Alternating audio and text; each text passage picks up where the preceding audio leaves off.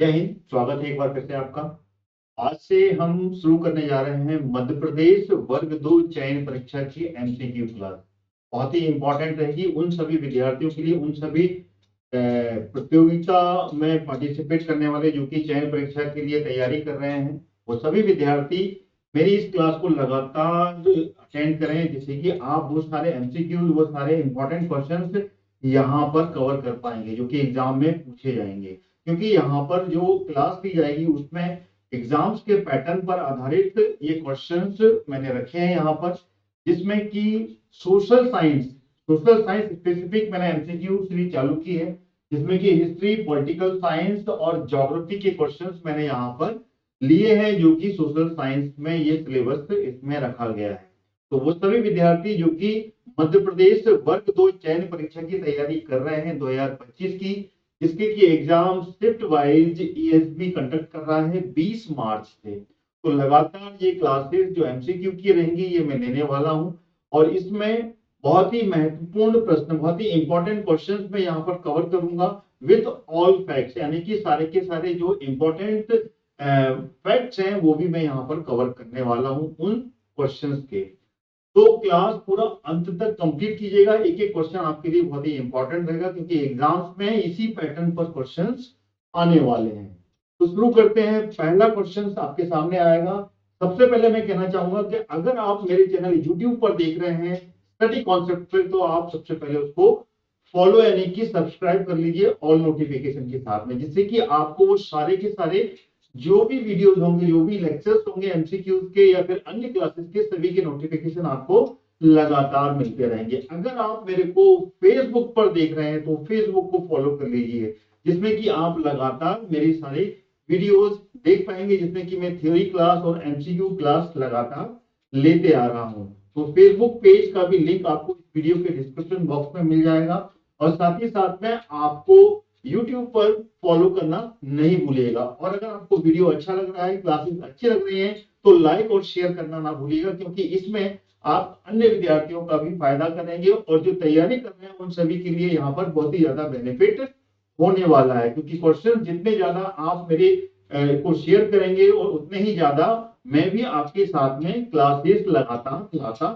रहूंगा। बहुत ही important question रहेंगे ये, जो कि आपके एग्जाम में पूछे जाएंगे। तो पहला क्वेश्चन आपके सामने ये रहा। ये देखिए, क्लास पहली है, ये क्लास फर्स्ट है, जिसमें कि मैं इंपॉर्टेंट क्वेश्चंस रख रहा हूं। इसके बाद में सेकंड क्लास, थर्ड क्लास लगातार ये क्लासेस आपके सामने मिलने वाली है। सोशल साइंस के ही ये क्वेश्चंस रहेंगे, जो कि लगातार 25 से 30 क्वेश्चंस एक एक क्लास में मैं लूंगा, और सभी टॉपिक पर रहेंगे, जिसमें कि हिस्ट्री, ज्योग्राफी और पॉलिटिकल साइंस, इन सभी पर मैं यहाँ पर क्वेश्चंस मिक्स करने वाला हूँ। पहला क्वेश्चन आपके सामने ये आ गया। मध्य प्रदेश वर्ग 2 चयन परीक्षा सोशल साइंस की एमसीक्यू है। पहला क्वेश्चन आपके सामने यहाँ पर दिख रहा है, जिसमें कि पूछा गया है कि भगवानपुरा स्थल निम्नलिखित में से किस काल का है। इंग्लिश में भी है और इंग्लिश में और हिंदी में भी है। जो विद्यार्थी इंग्लिश मीडियम के हैं उनके लिए भी आसानी हो, इसलिए मैंने दोनों ही पैटर्न पे यहाँ पे क्वेश्चन बनाए हैं। तो आप लगातार, जो विद्यार्थी इंग्लिश मीडियम की तैयारी कर रहे हैं वो भी यहाँ पर इन क्वेश्चंस को कंप्लीट कर सकते हैं, और हिंदी मीडियम वाले भी कंप्लीट कर सकते हैं। तो यहाँ पे which of the following period Bhagwanpura site belong to, तो इसमें ऑप्शन आपके सामने यहाँ पर दिए हुए हैं। आप इसमें से आंसर, अगर आपको पता है तो आप इसके आंसर आप कमेंट बॉक्स में दे सकते हैं, जिससे कि आपको, आपकी भी यहाँ पर रिवीजन होता रहेगा अगर आप लगातार स्टडी कर रहे हैं। ऑप्शन आपके सामने है। नवपाषाण काल, न्यूलिथिक पीरियड, या फिर पीरियड ऑफ ऋग्वेदा, ऋग्वेद का काल, मुगल काल, या फिर पूर्व ऐतिहासिक काल। तो इसमें से कौन सा आंसर सही होगा ये आप मुझे बता सकते हैं, अगर आपको इसके बारे में जानकारी है बताइए कौन सा आंसर सही होगा। यानी कि इसमें पूछा गया है कि भगवानपुरा जो स्थल है निम्नलिखित में से किस काल के अंतर्गत आता है। अगर आपने ये पढ़ा है तो आप इसका आंसर दे पाएंगे, बताइए। वैसे क्योंकि ये हिस्ट्री का क्वेश्चन है, और हिस्ट्री, पॉलिटिकल साइंस और ज्योग्राफी से रिलेटेड क्वेश्चंस इस तरीके के पैटर्न के पूछे जा रहे हैं, क्योंकि जो एलिजिबिलिटी टेस्ट हुआ था उसमें इसी तरीके के क्वेश्चन आए थे, और उसी पर आधारित मैंने ये क्वेश्चन तैयार किए हैं। ठीक है, तो इसका जो आंसर है, अगर हम देखा जाए तो इसका जो आंसर है मैं आपको बताता हूं। इसका जो आंसर है वो है B. B is the correct answer, यानी कि ऋग्वेद काल।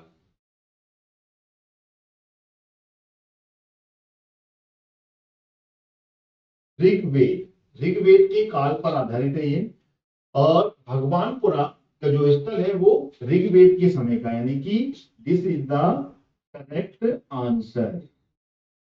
ये जो आंसर है जो कि ऋग्वेद काल का है, ये इसका सही उत्तर होगा।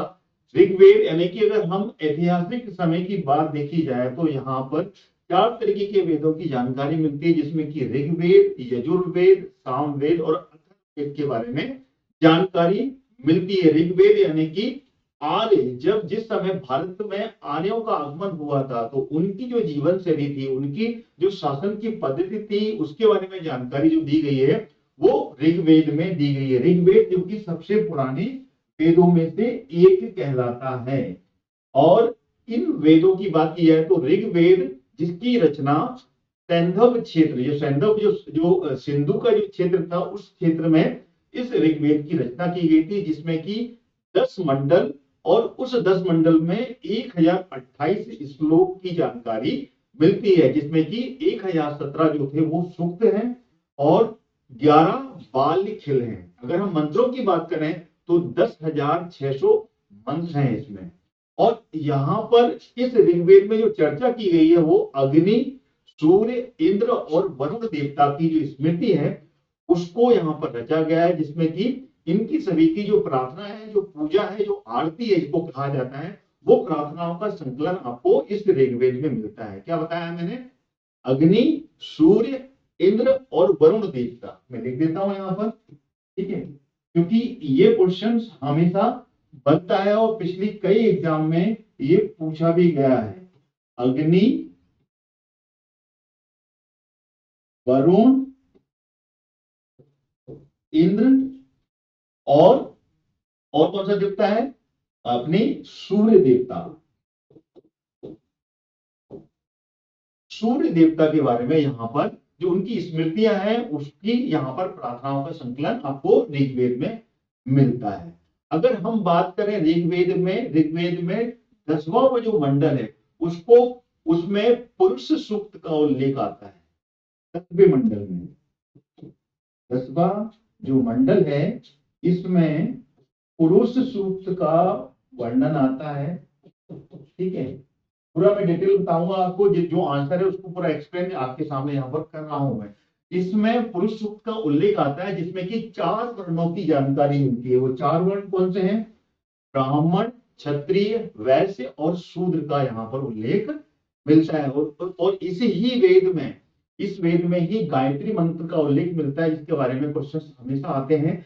और गायत्री मंत्र जो कि ऋग्वेद से ही लिया गया है, जिसमें कि ओम भूर्भुवस्सुः तस्य ऋतुर्वरेण्यं भर्गो देवस्य धीमहि धियो यो नः प्रचोदयात्, जो एक गायत्री मंत्र है, इस गायत्री मंत्र में सूर्य भगवान की यानी कि सूर्य की स्तुति का वर्णन मिलता है। यानी कि इस मंत्र से जो सनातनी है, जो हिंदू धर्म वाले हैं, वो सूर्य की स्तुति करते हैं, सूर्य की पर जल डालकर आराध्य करते हैं। तो यहाँ पर जो 10वें मंडल में इसके बारे में जानकारी मिलती है और इसी में ऋग्वेद से गायत्री मंत्र लिया गया है। तो क्वेश्चन यहाँ पे कंप्लीट होता है। This is the correct answer. ठीक है, अब अगला क्वेश्चन लेते हैं। ये आ गया अगला क्वेश्चन आपके सामने। इस अगले क्वेश्चन का आंसर आप बताइएगा। यहाँ पर निम्नलिखित में से कौन सा वैदिक काल व्यवसायों के लिए प्रयुक्त शब्दों का गलत संयोजन है? बताइएगा। Which of the following is the incorrect combination of the terms used for profession of Vedic period? बताइए। पुलिस ऑफिसर, ग्रामीण लिखा हुआ है यहाँ पर, संदेश वाहक, पालक गला, सारथी सूट, या फिर लेखाकार अक्षवापा। यानी कि यहाँ पे पुलिस ऑफिसर ग्रामीण, मैसेंजर पालगला और चैरियटर सूट, और उसके बाद में अकाउंटेंट जो कि अक्षवापा लिखा हुआ है। तो इसका जो आंसर है वो आप यहाँ पर बताइए। विच one is the correct answer? अगर आपको मालूम है तो आप कमेंट में इसका आंसर दे सकते हैं। विच one is the correct answer? तो देखिए, इसका जो आंसर है वो आंसर है ए इज द करेक्ट आंसर, जो कि है पुलिस ऑफिसर और ग्रामीण पुलिस अधिकारी। ये जो है ये संयोजन यहाँ पर शब्दों का गलत दिया गया है, तो this is the correct answer. इस क्वेश्चन का आंसर जो होगा वो पुलिस अधिकारी और ग्रामीण का जो संयोजन है वो गलत दिया है, जो कि वैदिक काल की जानकारी व्यवस्थाओं में आधारित है, जिसमें कि एक संदेश वाहक को पाल गला कहा जाता है और सारथी को वैदिक काल में सुत कहा जाता था, और लेखाकार को अक्ष वापा का नाम दिया गया है। ये वैदिक काल के समय की शब्दावली है, ठीक है, इसको आप याद रखिएगा। अगला प्रश्न आ गया आपके सामने, बहुत ही इंपॉर्टेंट क्वेश्चन है देखिए, और इसमें जो पैटर्न है, जो वर्ग 2 की चयन परीक्षा है, इसमें टोटल 100 क्वेश्चंस का ये पेपर रहेगा और इसमें सब्जेक्ट वाइज ही क्वेश्चंस आएंगे। इसमें थोड़ा बहुत पेडागोजी आएगा, लेकिन 90% से ज्यादा जो क्वेश्चंस होंगे वो सिलेबस पर आधारित होंगे, ये ध्यान रखिएगा, जिसमें कि हिस्ट्री, पॉलिटिकल साइंस और ज्योग्राफी के क्वेश्चंस होंगे, जिसमें कि हिस्ट्री में वर्ल्ड ज्योग्राफी भी पूछी जाएगी और पॉलिटिकल साइंस पूरा कंप्लीट जो दिया हुआ है भारत की राज्य व्यवस्था, उसके क्वेश्चंस कहीं से भी आ सकते हैं। सिलेबस दिया हुआ है, अगर आपने सिलेबस डाउनलोड नहीं किया है तो वहां से डाउनलोड करके उस सिलेबस के अकॉर्डिंगली तैयारी कीजिए आप, और उसी पर आधारित ये क्वेश्चंस मैं आपके सामने लाया हूं। या आगे अगला क्वेश्चन आपके लिए, मौर्य साम्राज्य को उसके सर्वोच्च काल में किसने पहुंचाया था? ऑप्शन आपके सामने है, चंद्रगुप्त, बिंदुसार, अशोक या फिर सुसीमा। तो इसका आंसर क्या है, आप कमेंट में आंसर दे सकते हैं, विच one is the correct answer. आप कमेंट में बिल्कुल आंसर दीजिए इसका।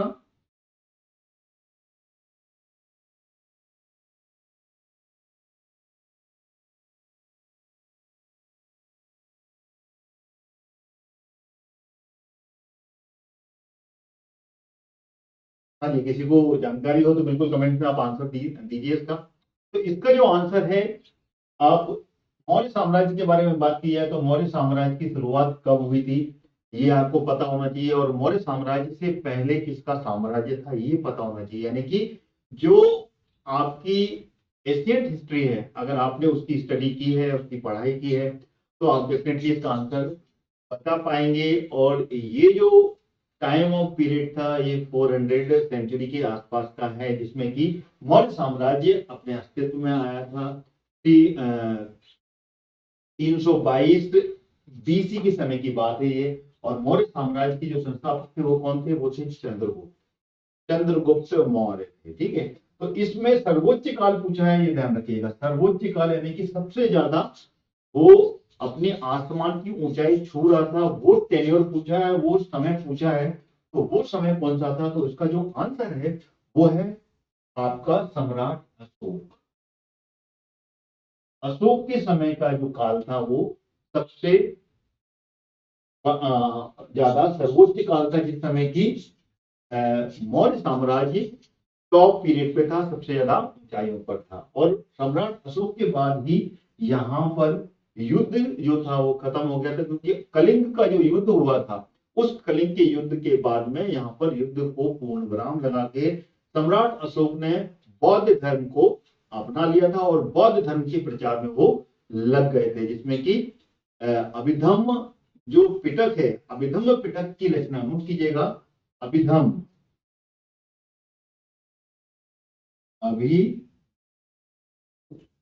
अभिधम्म जो पिटक है, इस पिटक की जो रचना की थी, इसकी जो लिखा गया था, ये सम्राट अशोक के समय में जो क्या कहते हैं,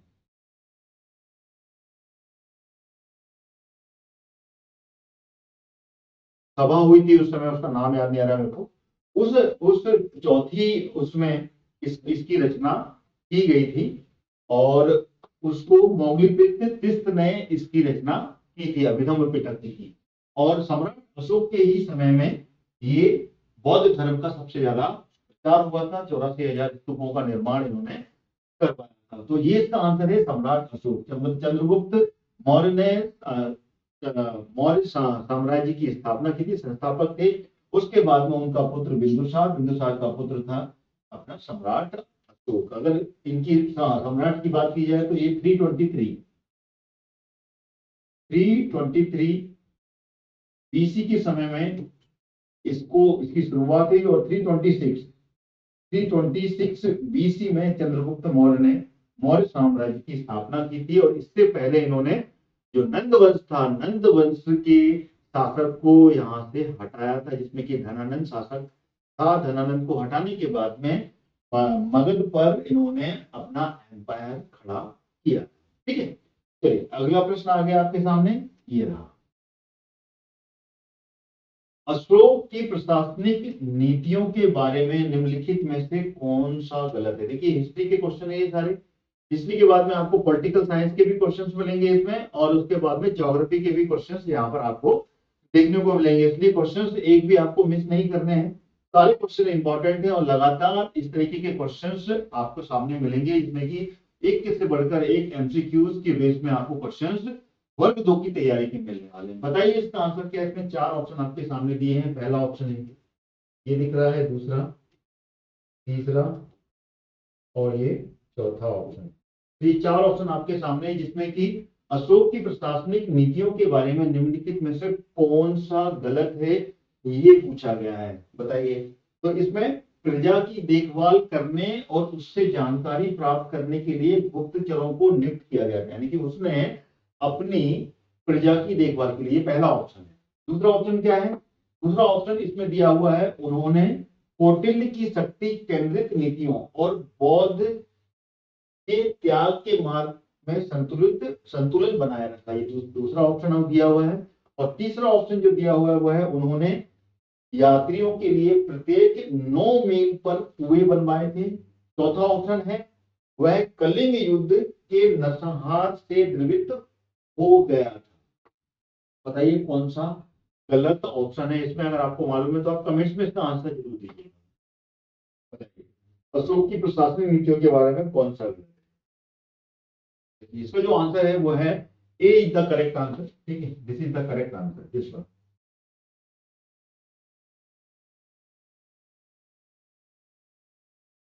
जिसमें कि उसने पूछा है, उसने अपनी प्रजा की देखभाल करने और उसकी जानकारी प्राप्त करने के लिए गुप्तचरों को नियुक्त किया था। This is the wrong answer, यानी कि यही एक गलत है, बाकी की सारी जानकारी इसमें सही है। ठीक है, ऐसी कोई भी जानकारी हिस्ट्री से नहीं मिलती है जिसमें कि ये पता चले कि यहाँ पर प्रजा की देखभाल के लिए और जानकारी के लिए गुप्तचरों को नियुक्त उसने किया था अपनी बाउंड्री लाइन को प्रोटेक्ट करने के लिए, और शत्रुओं का अगर यहाँ पर आक्रमण होता है तो उसके लिए यहाँ पर नियुक्त किया था, ना कि प्रजा की देखभाल करने के लिए। बाकी समस्त जानकारियां बिल्कुल सही है, ये इसका एक गलत ऑप्शन है। ठीक है, हो गया क्लियर? अगला क्वेश्चन आ गया आपके सामने, क्वेश्चन नंबर, देखिए, निम्नलिखित में से किस वेद में संगीतमय मंत्र, वेदों पर आधारित है ये पूरा हिस्ट्री पर, तो इसका आंसर क्या होगा ये आपको बताना है। अगर आपको पता है तो डेफिनेटली आप कमेंट में आंसर कर दीजिए। ऋग्वेद, यजुर्वेद, सामवेद और अथर्ववेद, बताएं विच one is the correct answer है इसमें। 4 वेद होते हैं, ये तो आपको क्लियर होना चाहिए। 4 वेद की जानकारी हमें इतिहास में मिलती है। फिर उनके उपवेद भी हैं यहाँ पर, जिसमें कि 4 वेद, ऋग्वेद, यजुर्वेद, सामवेद और अथर्ववेद, जिसको मैंने पिछले क्वेश्चन में आपको बताया। तो इसमें जो 4 वेद में है उसके आंसर पूछा, इसमें से संगीतमय वेद कौन सा है? इसमें कि संगीत और मंत्रोच्चारण के साथ में, यहाँ पर संगीत के साथ में उस वेद से पूजा पाठ की जाती है, या फिर संगीत के साथ में ये वेद पढ़ा जाता है। तो इसका जो सही आंसर है वो है सामवेद। नोट कीजिएगा, सामवेद जो है this is the correct answer. Samaveda है जो कि एक संगीत में है, और इसमें साम का जो शब्द है, इसमें जो साम दिया हुआ है, इसको अगर हम संधि विच्छेद करें तो मालूम पड़ेगा, साम प्लस वेद, ये 2 शब्द है यहाँ पर। इसमें जो साम का जो अर्थ है वो गीति है, यानी कि गीत के रूप में। इसका जो अर्थ होता है ये होता है गीति, और ये वेद का मतलब होता है ज्ञान। क्या होता है? वेद का मतलब होता है ज्ञान। तो गीति यानी कि गाते हुए किसी ज्ञान की प्राप्ति करना, वो सामवेद कहलाता है। जिसमें कि सामवेद के अंदर में जो ऋचाएं दी गई हैं, उन ऋचाओं को ढोलक मंजीरे और जो साज हैं उनको बजाते हुए यहाँ पर गाया जाता है, उसको कहा जाता है सामवेद। ठीक है, क्लियर हो गया। सामवेद। अथर्ववेद के बारे में मैंने आपको बता दिया था। अब अथर्व नहीं, सामवेद ऋग्वेद के बारे में मैंने पिछली क्लास में पिछले क्वेश्चन में मैंने कंप्लीट कर दिया। अगर हम यजुर्वेद के बारे में बात करें तो यजुर्वेद जो है ये यज्ञों के नियम और उनकी विधियों पर चर्चा की गई है इसमें, यानी कि इसमें यज्ञों की चर्चा की गई है। ठीक है, अगर हम यजुर्वेद की बात कर रहे हैं तो यजुर्वेद, इसमें यज्ञों के बारे में जानकारी मिलती है। ठीक है, यज्ञों के बारे में जानकारी, यानी कि इसमें अलग तरीके के जो यज्ञों के नियम और विधि हैं वो प्रोसेस दी गई है इसमें, जिसमें कि दो भागों में इनको विभाजित किया गया है। दो भाग में डिवाइड है, एक तो कृष्ण कृष्ण यजुर्वेद और दूसरा है शुक्ल यजुर्वेद, जिसमें कि कृष्ण यजुर्वेद गद्य में आधारित, यानी कि गद्य पर इसको लिखा गया है, गद्यों पर आधारित है, और शुक्ल यजुर्वेद पद्य में यहाँ पर लिखा गया है। मतलब ये एक ऐसा वेद है यजुर्वेद जो कि गद्य और पद्य दोनों में सिर्फ एक मात्र है। ठीक है ना, जो कि गद्य और पद्य में आपको देखने को मिलेगा, गद्य और पद्य में मिलेगा, ये सिर्फ एकमात्र यजुर्वेद है। ठीक है ना, जो कि आपको दोनों में ही रचा हुआ यहाँ पर प्राप्त होता है। अगर हम बात कर रहे हैं यहाँ पर अथर्ववेद की, तो अथर्ववेद जो कि यहाँ पर टोने टोटके से मिलता है। यहाँ पर अथर्व का जो मतलब होता है पवित्र या फिर जादू। ठीक है ना, इसमें अथर्व का मतलब होता है पवित्र या फिर जादू। इसको पवित्र या फिर जादू से है, टोने टोटके से है। ठीक है ना, या फिर पवित्रता के रूप में जो पूजा पाठ की जाती है उससे मतलब है। और वेद का मतलब मैंने आपको बता दिया कि वेद का मतलब होता है ज्ञान। तो पवित्रता के ऊपर में कोई मंत्र उच्चारण किया जाता है या फिर कोई जादू टोनो टोटका किया जाता है, उस पर आधारित ये वेद है।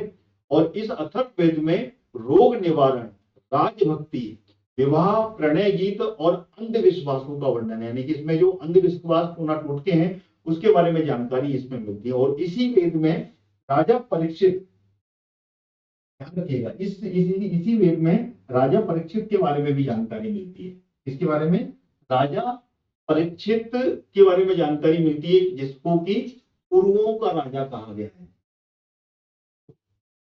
राजा परीक्षित कौन थे? अगर आपको मालूम है तो आप कमेंट में इसका भी आंसर दे सकते हैं। राजा परीक्षित, राजा परीक्षित ये कुरुओं के राजा थे। कुरुओं मतलब कौरवों, कुरुवंश, कुरुवंश के राजा के बारे में जानकारी मिलती है। कुरुवंश कौन से थे? कुरुवंश यानी कि महाभारत कालीन जो कौरव और पांडव थे उनका जो शासन था हस्तिनापुर में, वो कुरुवंश कहलाता था। उसका जो आखिरी राजा कहलाया वो राजा परीक्षित था, जो कि अभिमन्यु अभिमन्यु का बेटा था सबसे आखिरी, यानी कि पांडवों का जो पुत्र रहा अभिमन्यु, और उत्तरा से जो जन्मा पुत्र था वही पुत्र राजा परीक्षित बना और कुरुओं का राजा कहा गया है। तो ये इसके बारे में जानकारी जो मिलती है वो अथर्ववेद में मिलती है। ठीक है ना, अथर्ववेद के बारे में मैंने आपको बता दिया। रोग निवारण, राजभक्ति, विवाह और प्रणय गीत जैसे जो अंधविश्वासों का यहाँ पर, और कई अंधविश्वास उन्हें टोटकों की जानकारी अथर्ववेद में दी। ठीक है, इसका मतलब होता है पवित्र या फिर जादू। ठीक है, आगे बढ़ते हैं, अगला प्रश्न आ गया, ये भी हिस्ट्री पर है। एक राजपूत राजा का नाम क्या था जिसने कि मालवा पर कब्जा करने के लिए गुर्जर परिहारों को हराया और चालुक्यों को भी हराकर दक्कन की प्रमुख शक्ति बन गया था? बताइए, what was the name of Rajput king who defeated Gurjar Pratihar या Parihar to capture Malwa and defeated Chalukya also to become the prominent power in Deccan? बताइए इसका आंसर क्या होगा? Which one is the correct answer? चार ऑप्शन आपके सामने यहाँ पर दिए हुए हैं, जिसमें कि दंती दुर्ग, कृष्ण प्रथम, गोविंद तृतीय और अमोघ वर्ष, ये चार ऑप्शन दिए हैं। अगर आपको मालूम है तो आप कमेंट में इसके आंसर जरूर दीजिएगा, विच one is the correct answer. Rajput वंश के बारे में अगर आपने पढ़ा है तो इसके बारे में आंसर होगी। राजपूत यानी कि वो त्रिपक्षीय जो संघर्ष हुआ था उस त्रिपक्षीय संघर्ष के बारे में अगर आपने स्टडी की है, जिसमें कि राजपूत, गुर्जर प्रतिहार और पाल वंश का जो ट्रायंगल जो संघर्ष हुआ था, तीनों जो डायनेस्टी थी, इनका संघर्ष क्यों मिलता है आपको, क्योंकि राजपूत ये दक्षिण में थे, अगर हम पश्चिम में बात करें तो पश्चिम में गुर्जर प्रतिहार थे, और पूर्व में बात करें तो पूर्व में पाल वंश का शासन चलता था। तो इनको कहा जाता है ट्रायंगुलर। ट्रायंगुलर, अगर इसको बात करें तो ये वेस्ट, ये ईस्ट और ये साउथ, ठीक है। तो इस तरफ में यहाँ पे राजपूत थे, इधर पे पाल वंश का शासन चलता था पूर्व में, और यहाँ पर गुर्जर प्रतिहार, ठीक है। गुर्जर गुर्जर प्रतिहार जो वंश थे उसका शासन है। अब आप बताइए कि इसमें से आंसर कौन सा सही होगा। राजपूत राजा का नाम क्या था जिसने कि मालवा पर कब्जा करने के लिए गुर्जर प्रतिहारों को हराया था और चालुक्यों को हराकर दक्कन का प्रमुख शक्ति बन गया। देखिए इसका जो आंसर है वो है दंती दुर्ग। नोट कर लीजिएगा, अगर आपने पढ़ा है तो डेफिनेटली आप बता पाएंगे। दंती दुर्ग ही था जिसने कि राजपूत का प्रमुख फाउंडर बोला जाता है, संस्थापक, सबसे पहला संस्थापक यानी कि संस्थापना करने वाला, जो कि बादामी के चालुक्यों के सामंतवाद से अपने आप को स्वतंत्र करके यहाँ पर ये राजपूत वंश की नींव रखता है और अपने आप को स्वतंत्र घोषित कर देता है। अगर हम दंती दुर्ग की बात करें तो दंती दुर्ग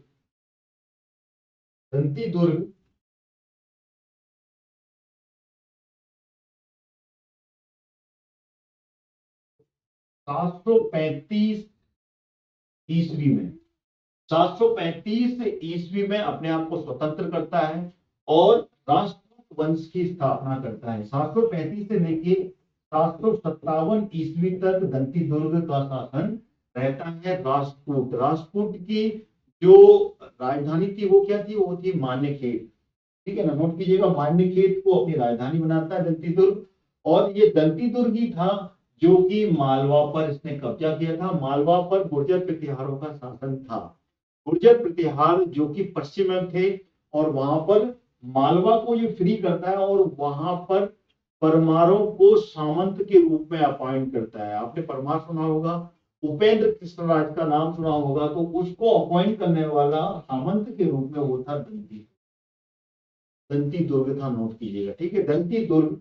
और दंती दुर्ग के बाद के जो राजा हुए उन सभी के नाम यहाँ पर आपको देखने को मिलेंगे, जिसमें दंती दुर्ग के बाद में कृष्ण प्रथम जो कि दंती दुर्ग का चाचा था, जो कि दंती दुर्ग के तुरंत बाद ये शासन करता है। 757 ईस्वी के बाद में कृष्ण प्रथम आता है। उसके बाद में कृष्ण प्रथम के बाद में उसके बीच के भी 2 राजा थे, वो यहाँ पर गायब हैं, जिसमें कि एक था गोविंद द्वितीय और एक था ध्रुव, वो बीच में गायब है। देन उसके बाद में शासन में आता है गोविंद तृतीय, जो कि ध्रुव का पुत्र रहता है, और ध्रुव के बाद में गोविंद तृतीय के बाद में उसका पुत्र अमोघ वर्ष यहाँ पर शासन करता है। तो ये चारों के चारों जो ऑप्शन दिए हुए हैं ये राजपूत डायनेस्टी के ही हैं, लेकिन बीच के कुछ राजाओं के नाम यहाँ है, ठीक है। अगर आप राजपूत को अच्छे से पढ़ रहे हैं तो डेफिनेटली आप उसको समझ पाएंगे, जिसमें कि कृष्ण प्रथम के बाद में गोविंद द्वितीय शासन करता है, जो कि कृष्ण प्रथम का ही बेटा रहता है, जो कि 10 वर्ष तक शासन करता है। देन उसके बाद में ध्रुव शासन में आता है, जो कि उसका छोटा भाई रहता है, जिसका कि त्रिपक्षीय संघर्ष में काफी ज्यादा नाम रहता है, जिसमें कि ध्रुव ने ही कन्नौज पर अधिकार किया था और पाल वंश के धर्मपाल और गुर्जर प्रतिहार के वत्सराज को हराया ध्रुव ने, ठीक है। फिर उसके बाद में ये वापस आ जाता है अपने राज्य को संभालने के लिए, कन्नौज पर अधिकार करने के बाद, यानी कि अपनी शक्ति का प्रदर्शन यहाँ पर देखने को मिलता है ध्रुव के समय में। राजपूत वंश ने यहाँ पर पूरे के पूरे गुर्जरों को भी हराया था और पाल को भी हराया था ध्रुव ने, ठीक है। आगे बढ़ते हैं, क्वेश्चन आपको मेरे ख्याल से समझ में आ गए। इसी तरह के क्वेश्चन लगातार मैं आपके सामने लाऊंगा और मेरी क्लास को आप मिस मत कीजिएगा, एक से बढ़कर एक क्वेश्चन आपको यहाँ पे मिलेंगे विद फुल एक्सप्लेनेशन, ठीक है। आगे बढ़ते हैं, यहाँ अगला question, question number 20। What was the name of Turk officer who destroyed Nalanda and Vikramshila? 2 university थी, उन दोनों यूनिवर्सिटियों को यहाँ पर नष्ट किया था इसने। नालंदा और विक्रमशिला विश्वविद्यालय को नष्ट करने वाला तुर्क अधिकारी का नाम क्या था? बताइए। इसमें ऑप्शन आपके सामने दिए हैं, बख्तियार खिलजी, कुतुबुद्दीन ऐबक, मुजीबुद्दीन मोहम्मद और बैरम खान। 4 ऑप्शन आपके सामने यहाँ पर देखने को मिल रहे हैं। विच one is the correct answer? अगर आपने मेडिवल हिस्ट्री पढ़ी है तो मेडिवल हिस्ट्री में ये इनके बारे में जानकारी पूरी है, जिसमें कि ये जो है स्लेव डायनेस्टी यानी कि गुलाम वंश के समय की बात है। और गुलाम वंश ने जब यहाँ पर शासन किया था, जब जब यहाँ पर गुलाम वंश की शुरुआत होती है, उस समय की ये घटना है। और इसमें ये दोनों विश्वविद्यालयों को नष्ट करने का श्रेय जाता है एक अधिकारी को, जिसने कि नालंदा और विक्रमशिला दोनों विश्वविद्यालयों को नष्ट किया था, उसको आग लगा दी थी, उसको खत्म कर दिया था। वो भी एक गलत फहमी में। उनको लगा ये एक महल है और इस महल में खजाना होगा, धन दौलत होगी बहुत सारी, क्योंकि जिस तरीके के विशाल रूप में ये दोनों यूनिवर्सिटी थी, विक्रम यूनिवर्सिटी और नालंदा यूनिवर्सिटी, जो कि पूर्व में थी, नालंदा बिहार में और विक्रमशिला जो कि बंगाल में थी। धर्मपाल ने विक्रमशिला यूनिवर्सिटी की स्थापना की थी, उसका निर्माण करवाया था पाल वंश के शासक। ठीक है, अब बताइए इसका आंसर क्या है अगर आपको मालूम है तो। विच one is the correct answer? चलिए, इसका जो आंसर है मैं भी आपको बता दूंगा, आपने तो कमेंट में आंसर दे ही दिया होगा। तो इसका जो आंसर है वो है Bakhtiyar Khilji. Bakhtiyar Khilji is the correct answer. Ghulam dynasty का था। ये सारे के सारे जो आंसर है, इसमें बैरम खान जो है ये गुलाम डायनेस्टी का यहाँ पर नहीं है, जो कि मुगल एम्पायर से यहाँ पर ऑप्शन में दिया गया है। और मुजीबुद्दीन मोहम्मद भी यहाँ पर जो है कि अलग वंश, मतलब अलग वंश का है, यहाँ पर है उसी समय का। ठीक है, गुलाम डायनेस्टी के समय का ये बलबन की समकालीन का है। लेकिन इसमें जो बख्तियार खिलजी है ये एक ऑफिसर है। ये जो ऑफिसर है बख्तियार खिलजी, ये किसके शासनकाल में था बख्तियार खिलजी? बताइए। ये था मोहम्मद गौरी। ठीक है ना, क्योंकि यहाँ पर नालंदा और विक्रमशिला की बात हो रही है, तो ये मोहम्मद गौरी ने जब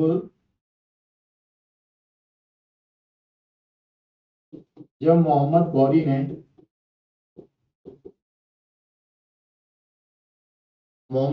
गौरी ने पृथ्वीराज चौहान वंश के शासक मोहम्मद को हराया था, जिसमें कि तराइन का दूसरा युद्ध था 1192 में। 1192 ईस्वी में जब हराया, देन उसके बाद में इसने पश्चिमी भारत पर कब्जा कर लिया था, फिर वहां से अपने एम्पायर को आगे बढ़ाया।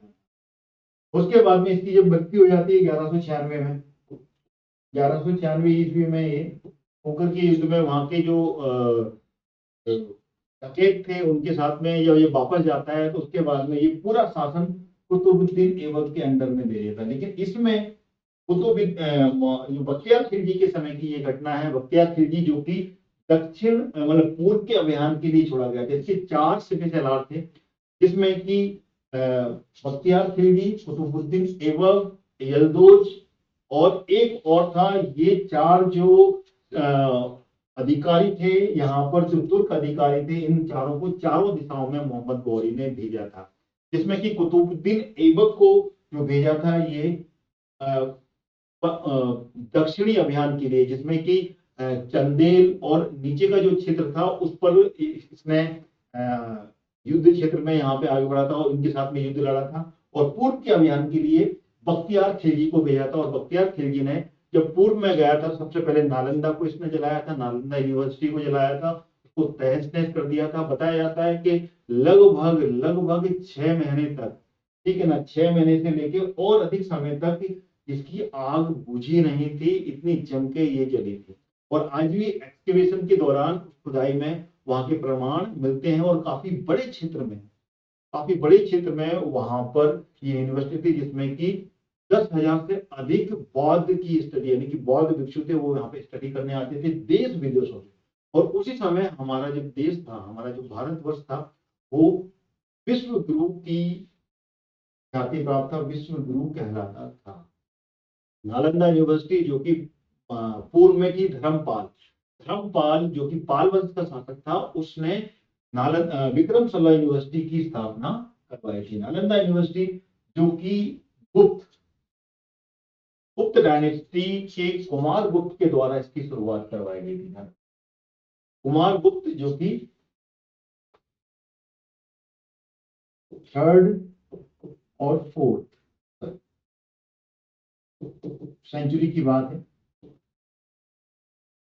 क्योंकि लगभग 500 वर्ष तक गुप्त डायनेस्टी ने शासन किया था और कुमार गुप्त ने नालंदा यूनिवर्सिटी की स्थापना करवाई थी। और उसके बाद में फिर जब गुप्त डायनेस्टी का पतन हो जाता है, उसके बाद में वर्धन डायनेस्टी आती है। तो वर्धन डायनेस्टी जिसको कि पुष्यभूति वंश के नाम से जाना जाता है, तो पुष्यभूति वंश के राजा जो थे उनके जो पुत्र था हर्षवर्धन, जिसको कि बाद में वर्धन डायनेस्टी के नाम से जाना जाता है, वर्धन डायनेस्टी के हर्षवर्धन ने भी नालंदा यूनिवर्सिटी को डेवलप करने में अपना समय दिया था और अपना धन लगाया। तो वर्धन डायनेस्टी का भी नाम याद रखिएगा। और विक्रमशिला यूनिवर्सिटी जो कि पाल वंश के धर्मपाल ने इसका खिलजी ने इस पर अटैक किया था, और ये अटैक किया था 1208 में। 1208 ईस्वी में ये विक्रमशिला यूनिवर्सिटी और नालंदा यूनिवर्सिटी को यहाँ पर इसने, उस समय गुलाम वंश की स्थापना हो गई थी। गुलाम वंश जो कि 1206 में हो गया था।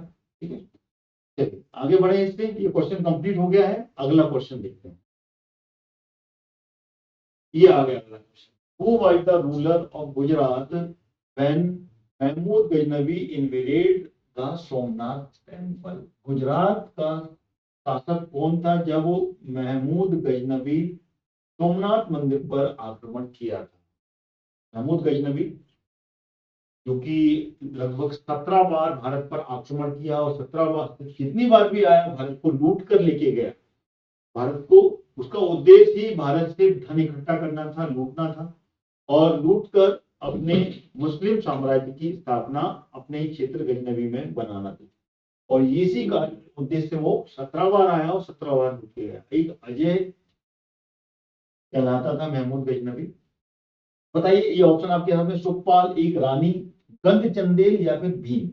4 ऑप्शन आपके सामने है, बीच में नहीं करेक्ट। बताइए गुजरात का वो शासक कौन था जब महमूद गजनवी ने सोमनाथ मंदिर पर आक्रमण किया था? ऑप्शन आपके सामने दिए हुए हैं। अगर आपने मेडिवल हिस्ट्री पढ़ा हुआ है तो डेफिनेटली आप आंसर बता पाएंगे। महमूद गजनवी की स्टडी की है तो आप इसका आंसर बता पाएंगे। और ये कब किया था ये भी आपको, अगर आपको मालूम है, वो भी आप कमेंट में आंसर दे सकते हैं। बताइए।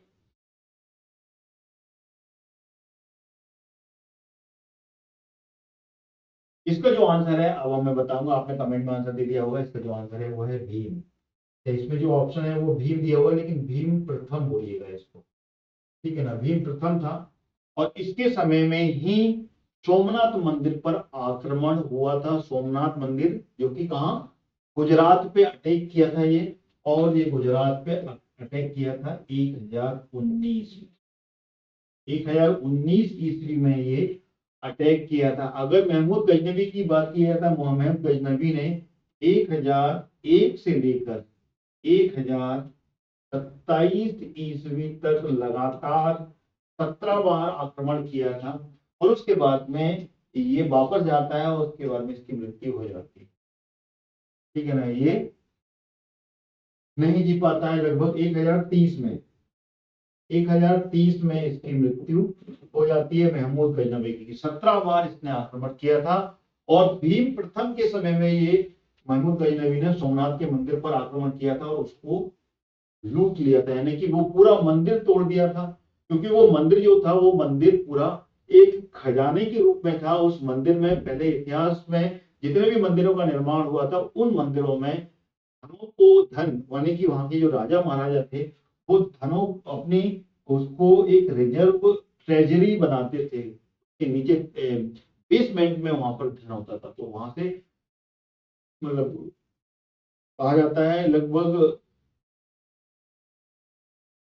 अनगिनत, यानी कि अनगिनत घोड़ों पर सोना और अन्य जो जवाहरात थे वो लूट कर यहाँ से लेके गया था।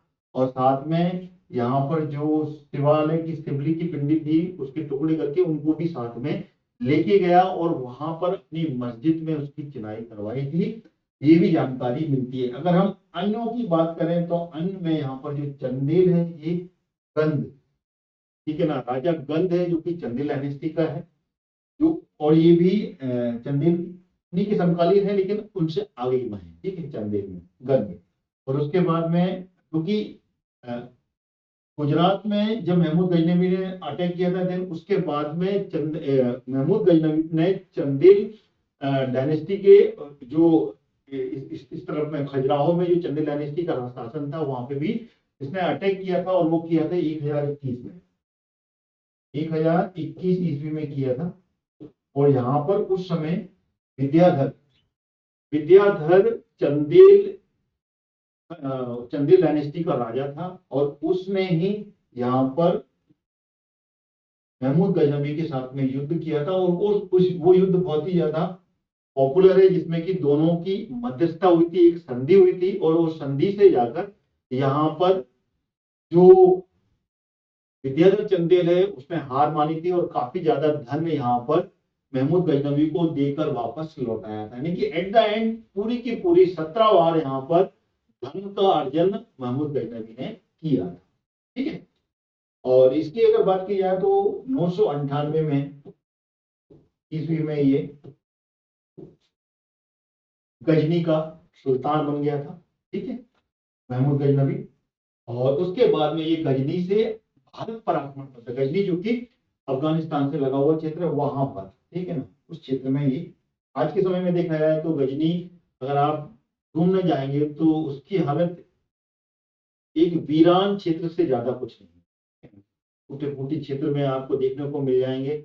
और अभी भारत की जो स्थिति है उससे आप कंपेयर कर सकते हैं। तो इसलिए एक तानाशाह होना और एक डेवलप मेंटेलिटी का होने में बहुत अंतर है। तानाशाह था वो लूट खसोट करता था, और इस्लामिक यानी कि धर्म की राजनीति यहाँ पर होती है, वहां पे धर्म को यहाँ पे भी आगे लेके जाएंगे तो वहां का हाल कुछ इस तरीके से आपको देखने को इतिहास में मिलेगा, ठीक है।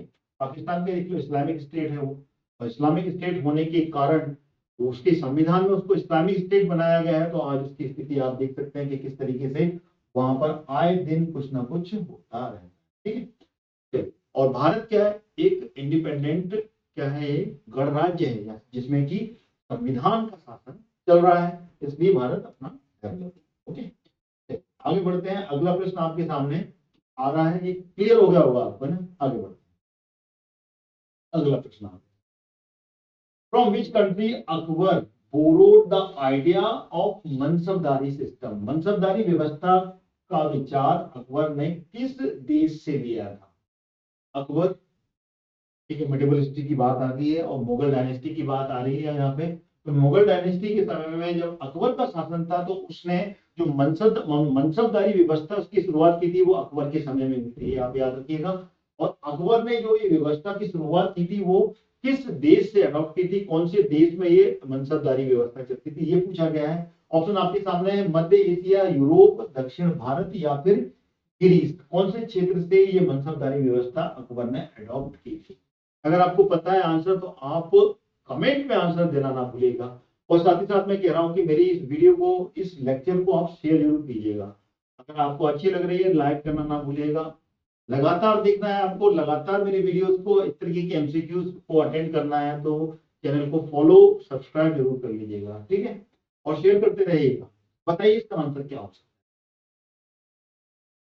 देखिए इसका जो आंसर है वो है मध्य एशिया, ठीक है, this is the correct answer. ये जो है ये मध्य Asia is the correct answer. मध्य एशिया से ये लिया गया था। अकबर ने मनसबदारी व्यवस्था मध्य एशिया से लेके आया था, यानी कि तुर्क से। ये तुर्क में पहले से ही व्यवस्था चलती थी, तुर्की व्यवस्था थी। और तुर्कमेनिस्तान में जो तुर्क है अभी इस समय, वो तुर्की व्यवस्था थी, और वहां पर मनसबदारी वहां से अडॉप्ट की थी अकबर ने। मनसबदारी यानी कि एक क्षेत्र यहाँ पे की एक ऑफिसर को अपॉइंट किया जाता था उनके ही शासन के, और उसको मनसबदारी यानी कि 400 की मनसबदारी शुरुआत में, ठीक है, 300 की मनसबदारी यानी कि 300 का बेड़ा होगा उसके पास में, या फिर 400 कोई घोड़े हाथी या सिपे सालार उसके साथ में होंगे, ऐसी मनसबदारी की व्यवस्था की जाती थी। और साथ में 1000 मनसबदारी, 1200 मनसबदारी, इस तरीके से मनसबदारी होती थी और ये पेमेंट किया जाता था। ठीक है ना, इस तरीके से पेमेंट यहाँ पर होती थी, जो कि आपको आगे जाकर जिसमें कि अलग अलग जो उनके नवरत्नों में थे वो मनसबदार यहाँ पर बने थे। ठीक है, तो मनसबदारी की क्लियर हो गया आपको, जिसमें कि अकबर ने मध्य एशिया से, तुर्क से यहाँ पर ये मनसबदारी की व्यवस्था एडॉप्ट की। अगला प्रश्न लेते हैं, ये आ गया अगला प्रश्न, who took away the peacock throne of Shah Jahan. Shah Jahan का जो मयूर सिंहासन है वो उसने किसने छीन लिया? ऑप्शन के हिसाब से आप बताएगा। इसमें इसमें जो ऑप्शन दिए हैं, शाहजहां का जो सिंहासन है वो कौन छीन के ले गया था? अहमद शाह अब्दाली, नादिर शाह, तैमूर, या फिर महारानी विक्टोरिया? बताइए। अगर आपने इसको पढ़ा है डेफिनेटली आप इसका आंसर है, ये भी मुगल डायनेस्टी के समय का ही है। मुगल डायनेस्टी के समय में ये आक्रमण आपको देखने को मिले, सॉरी मुगल के समय में नहीं है ये है दिल्ली डायनेस्टी के समय की बात है। दिल्ली डायनेस्टी के समय, मैं आपको हिंट दे रहा हूं, आप बता सकते हैं, दिल्ली डायनेस्टी के समय ही ये मयूर सिंहासन, जिसपे कि शाहजहां शाहजहां का मयूर सिंहासन बोला गया है। लेकिन ये ऑप्शन थोड़ा सा गलत है। इसमें जो ऑप्शन दिया हुआ है शाहजहां, तो शाहजहां मयूर के सिंहासन पर बाद में तख्ता नसीन हुआ, उसकी कॉपी बनाई गई थी। ठीक है ना, कॉपी बनाई गई थी और उसके बाद में उसको उस पर वो बैठता था। लेकिन ये जो घटना है जिसको की बात कहा गया है, ठीक है, करेक्ट, शाहजहां बिल्कुल सही है। मुगल डायनेस्टी के समय की बात है ये दिल्ली डायनेस्टी के समय की बात नहीं है। और ऑप्शन भी बिल्कुल सही है इसमें। ठीक है, मैं थोड़ा सा कंफ्यूज हो गया था, दिस इज करेक्ट। अब बताइए इसमें से आंसर कौन सा होगा? अहमद शाह अब्दाली, अहमद शाह अब्दाली का जो समय है ये 1761 की बात है। नादिर शाह, ये 1739 की बात है, सॉरी 1739। तैमूर, अगर हम तैमूर की बात की जाए तो तैमूर जो आया था ये 1398 में आया है। तो आक्रमण किया था इसने 1739 में आक्रमण किया था। और अहमद शाह अब्दाली ने 1761 में पानीपत का तीसरा युद्ध हुआ था। अगर हम बात करें विक्टोरिया, महारानी विक्टोरिया, तो ये अंग्रेजों का शासनकाल आ गया। महारानी विक्टोरिया का जो शासनकाल था वो 1858 में लगा।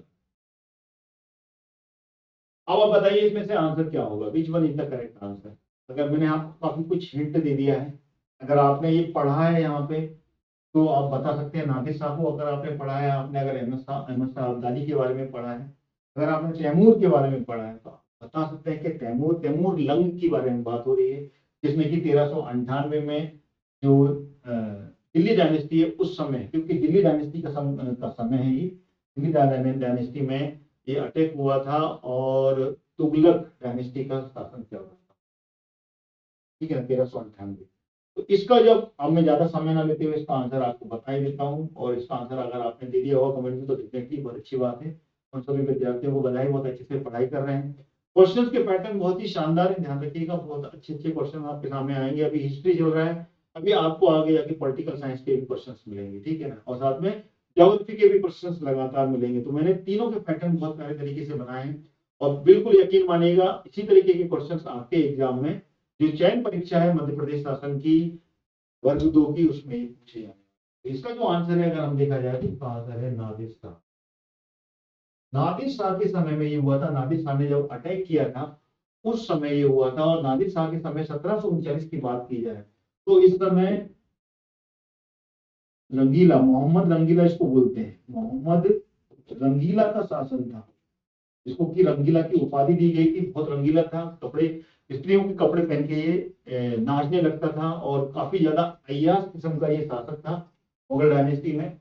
जो कि औरंगजेब के बाद में, औरंगजेब की मृत्यु कब होती है? औरंगजेब 1708 में अल्लाह को प्यारे हो जाते हैं। देन उसके बाद में बाकी जो शासक आए उसमें काफी ज्यादा तनाव होता है अपने उत्तराधिकार के लिए, जिसमें कि उसके बाद बहादुर शाह प्रथम, जो कि 1708 में ही बनते हैं।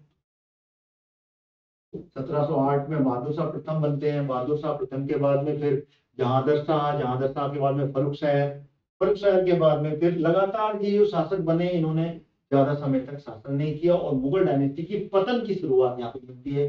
तो उस समय ये जो नादिर शाह था, ईरानी, ईरानी नेपोलियन बोला जाता है इसको। क्या बोला जाता है?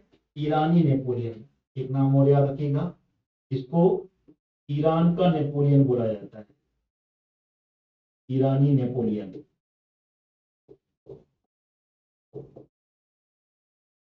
जिस तरीके से नेपोलियन पूरे विश्व की विजय के लिए निकला था, उसी तरीके से नादिर शाह ने भी जहां गया वहां पर इसने तबाही मचाई थी और वहां से लूट पाट करके, यानी कि जब नादिर शाह और तैमूरलंग, तैमूरलंग को भी बोला, तैमूरलंग भी इसी तरीके से था। तैमूरलंग जो कि ऊपर अपना मंगोली शासक था तैमूरलंग, वहां से आया था ये अटैक करने के लिए, और ये दिल्ली डायनेस्टी के समय में आया था, दिल्ली सल्तनत के समय में आया था। ऐसे ही ये ईरानी नेपोलियन कहा जाता है। इसने भी भारत पे जब आक्रमण किया था, पूरे भारत को तहस नहस करके चला गया था और काफी ज्यादा तबाही मचाई थी। और दिल्ली में जो मयूर शासन था, मयूर का जो वो था सिंहासन था, उसको भी लेके चला गया था। और साथ में उस पे लगा था कौन सा? कोहिनूर का हीरा। कोहिनूर का हीरा भी यहाँ से चला गया है। कोहिनूर, कोहिनूर हीरा जो कि उस पे लगा हुआ था, वो भी साथ में चला गया था। ईरान नादिर शाह लेके गया। ठीक है, तो ये क्वेश्चन मैंने यहाँ पे कंप्लीट कर लिया। अहमद शाह अब्दाली के बारे में मैंने आपको बता दिया। 1761 में पानीपत का तीसरा युद्ध हुआ था। मराठाओं के साथ में बहुत जंग की घमासान हुई थी और मराठाओं का पतन हो गया था। मराठा पूरी तरीके से खत्म हो गए थे, जिसमें कि मराठा को रिप्रेजेंट किसने किया था? सदाशिव भाव ने रिप्रेजेंट किया था। लेकिन उसमें सेनापति जो थे वो थे कौन? विश्वास राव को, जो कि बालाजी बाजीराव, बालाजी बाजीराव के बड़े पुत्र थे, उनको यहाँ पर सेनापति एक नॉमिनेशन के हिसाब से बनाया गया था। बाकी रिप्रेजेंट सदाशिव भाव ने यहाँ पर किया था और बहुत बुरी तरीके से ये हारे थे, जिसमें कि उनके सभी जो उपराजे थे वो भी यहाँ पर शामिल थे, जिसमें कि होलकर, सिंधिया, अपने गायकवाड़ के बाद में अगर देखा जाए तो भोसले, ये सभी अपने अपने चित्र से यहाँ पे साथ में आए थे और बहुत बुरी तरीके से यहाँ पर हार हुई थी और पूरे मराठाओं का पतन हुआ था 1761 की लड़ाई। ठीक है, और उसी समय में बालाजी बाजीराव की मृत्यु भी हो जाती है 1761 में। ठीक है, उसके बाद में फिर उनका जो छोटा पुत्र है, जो कि विश्वासराव के बाद में माधवराव, वो गद्दी पर बैठता है। 1761 से लेकर 1772 तक वो गद्दी पर बैठा रहता है। ये तो वही मराठाओं की बात। तो अपन क्वेश्चन पे आप वापस लौटते हैं। ठीक है ना, तैमूरलंग 1798, मराठी विक्टोरिया 1858 में। ये विक्टोरिया शासन लगता है 1857 की क्रांति के बाद। ठीक है, चलिए आगे बढ़े, अगला क्वेश्चन ले लेते हैं। अगला क्वेश्चन आ गया, in which of the following highest serenity form. देखिए, ये आ गया आपके पास में ज्योग्राफी का क्वेश्चन आपके सामने यहाँ पर मिल रहा है, जिसमें कि ऑप्शन है, इसमें निम्नलिखित में से किस में सर्वाधिक लवणता पाई जाती है? सबसे ज्यादा लवणता किस में पाई जाती है? ये है, इसमें कुछ सागर, झील और इनका नाम लिया गया है, जिसमें कि काला सागर, वॉन झील, भूमध्य सागर और लाल सागर के बारे में पूछा गया है। तो ज्योग्राफी का क्वेश्चन आपके सामने यहाँ पर मिल रहा है, बताइए इसका आंसर क्या?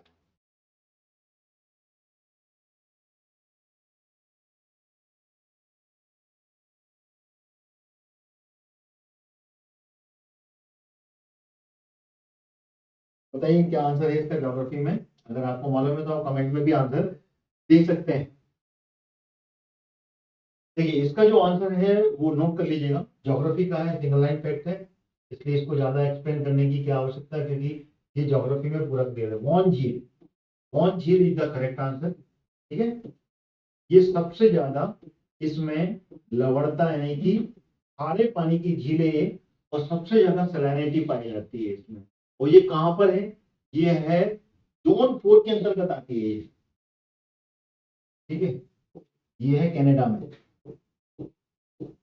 कनाडा के ओंटेरियो, इसमें है ये ओंटेरियो।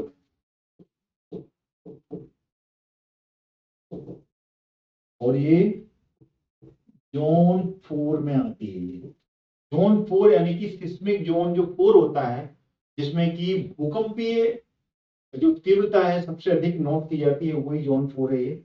उसके अंतर्गत ये वॉन झील आती है, और ये कनाडा में स्थित है, सबसे ज्यादा सैलिनिटी वाली। ठीक है, चलिए भूमध्य काला सागर और लाल सागर, ये भी जो पश्चिमी क्षेत्र है, भारत का पश्चिमी क्षेत्र, वहां पर ये सारे सागर है। अगला क्वेश्चन आ गया आपके सामने, ये आ गया, निम्नलिखित में से कौन सा भारत का सबसे लंबा, देखिए सबसे लंबा समुद्र तट पूछा गया है। Which of the following is the largest beach in India? Marina beach, कोलबम, कोवलम तट, तो ये भी कोल्लम तट और चोरवाड तट, कोलवन बीच, कोल्लम बीच और चोरवाड बीच। बताइए इसमें से कौन सा आंसर सही होगा? Which one is the correct answer? अगर आपको मालूम है तो आप कमेंट में आंसर देना ना भूलिए। वीडियो को लाइक और शेयर जरूर करते रहिएगा, क्योंकि यहाँ पर जो क्वेश्चन है वो बहुत ही अल्टीमेट हो रहा है आपके सामने। बस आप मैं फुल एक्सप्लेन करने की कोशिश कर रहा हूँ, यहाँ पे जो पॉइंट बन रहे हैं वो मैं आपको बता रहा हूँ। तो आप बिल्कुल आखिरी तक रहिएगा, जिससे कि आपके अन्य फैक्ट्स भी यहाँ पर कंप्लीट होने वाले हैं। बताइए इसका आंसर क्या है? चलिए इसका जो आंसर है मैं बताता हूँ आपको, वह है मरीना बीच। मरीना बीच जो कि है सबसे क्या है, लंबा, सबसे लंबा है ये भारत का इन सभी में। ये ऑप्शन जो दिए हुए हैं, अगर बात करें, और ये मरीना बीच कहां पर है? ये है तमिलनाडु।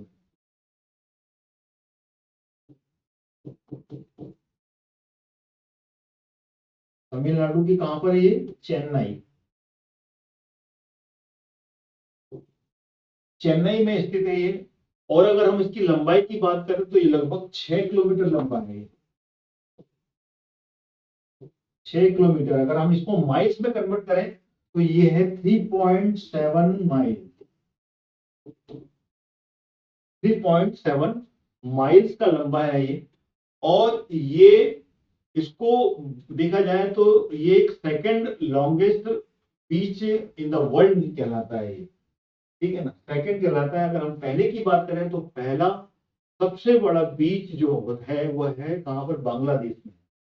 बांग्लादेश में है, और उसका जो तट है वो है 120 किलोमीटर। आप अंदाजा लगाइए, 120 किलोमीटर का तट है, लगभग 75 माइल, 75 माइल्स लंबा है ये। और ये जो बीच है ये बांग्लादेश में, ठीक है ना, जिसको कि कॉक्स बाजार बीच कहा जाता है। क्या कहा जाता है? फर्स्ट है ये कॉक्स बाजार बीच। कॉक्स बाजार बीच है जो कि वर्ल्ड का सबसे लंबा नेचुरल बीच कहलाता है ये। नेचुरल, बांग्लादेश में स्थित है ये, 120 किलोमीटर। और भारत में इस क्वेश्चन का जो आंसर है वो है मरीना बीच। 6 किलोमीटर लंबा है ये, लगभग 3.7 माइल। ठीक है, क्वेश्चन क्लियर हो गया। बाकी के सब छोटे बीच हैं ये। ठीक, कोल्लम, ये भी पूर्वी घाट पर स्थित है, कोल्लम, कोवलम और चोरवाड तट। ठीक है, अगला प्रश्न ये रहा आपके सामने। Which of the following figure give you the agriculture product export value 23-24? 23-24 का क्वेश्चन है ये। 23-24 में कौन सा आंकड़ा है जो कि कृषि उत्पाद के निर्यात के मूल्य वर्ष 23-24 के लिए अधिक बताता है? ऑप्शन आपके सामने है। ये इकोनॉमिक्स का क्वेश्चन आ गया। देखिए इकोनॉमिक्स भी है उसमें, हाँ सॉरी, 4 सब्जेक्ट है, मैं देखिए भूल गया था, इकोनॉमिक्स भी है इसमें। तो इकोनॉमिक्स का भी क्वेश्चन यहाँ पे आपको देखने को मिलेंगे, बहुत प्यारे प्यारे।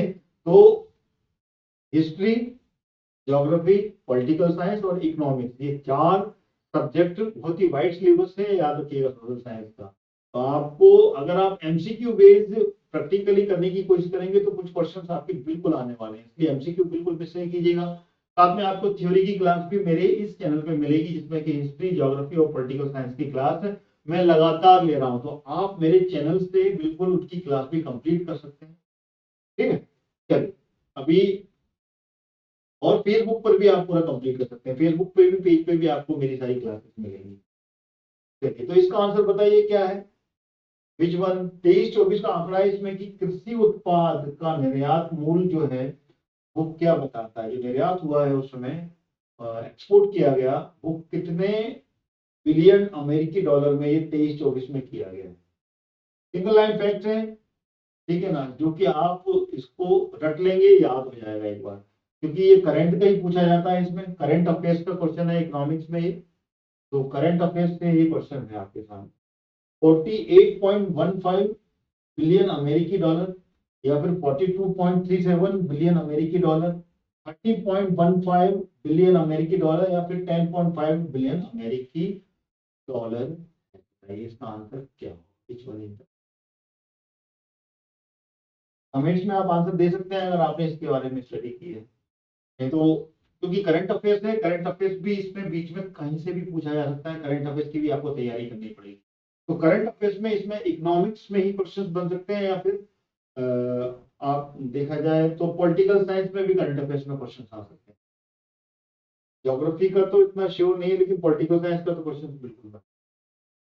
पॉलिटिकल साइंस, इकोनॉमिक्स, ये दोनों में करंट अफेयर्स देखा जाएगा।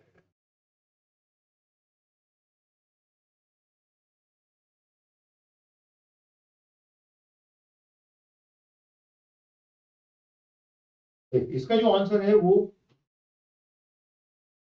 First question, first answer is the correct answer, जो कि है 48.15 बिलियन अमेरिकी डॉलर का निर्यात किया गया था। और ये 23-24 में ये कृषि उत्पाद यानी कि एग्रीकल्चर प्रोडक्ट का निर्यात भारत ने किया है ये, जो कि 23-24 का आंकड़ा यहाँ पर देखने को मिलता है। ठीक है, 23-24 का आंकड़ा है, बिल्कुल करेक्ट है, इसको नोट कर लीजिएगा, क्योंकि ऐसा क्वेश्चन पिछले बार जो एलिजिबिलिटी टेस्ट थी उसमें पूछा गया था, करंट अफेयर्स का इकोनॉमिक्स से ऐसे आंकड़े पूछे गए थे। तो ये 23-24 का आंकड़ा मैंने आपको बता दिया है, इसको याद कर लीजिएगा, कहीं नोट कर लीजिएगा ये। ठीक है, आगे बढ़ते हैं, अगला क्वेश्चन। या इसमें असर्शन और रीजन, देखो जो इस तरीके के क्वेश्चंस बिल्कुल आएंगे, इसको बिल्कुल मिस नहीं कीजिएगा। असर्शन और रीजंस के क्वेश्चंस यहां पर बनने वाले हैं। Read the statement given below and answer the questions of that follow.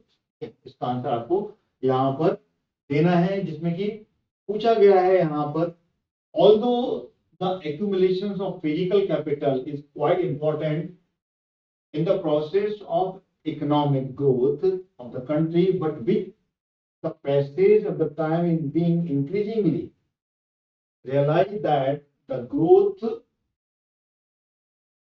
of tangible capital stock depend extensively on the human capital formation must get to the due of importance। इस तरीके से reasoning में दिया हुआ है यहाँ पर, in the absence of adequate investment in human capital, utilizations of physical capitals will be at low pace, leading retardations of development। Economics का क्वेश्चन है ये, इकोनॉमिक्स पर ये क्वेश्चन पूछा गया है, इसलिए इकोनॉमिक्स में असर्शन रीजन भी आएंगे। ठीक है, और हिंदी में भी दिया हुआ है, हालांकि किसी देश की आर्थिक विकास की प्रक्रिया में भौतिक पूंजी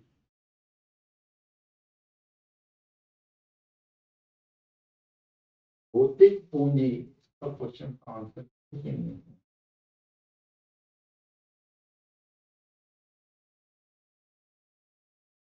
आंसर नहीं है इसमें, सिर्फ रीजनिंग, ये क्वेश्चन पूरा अधूरा है, इसमें आंसर नहीं दिए गए हैं।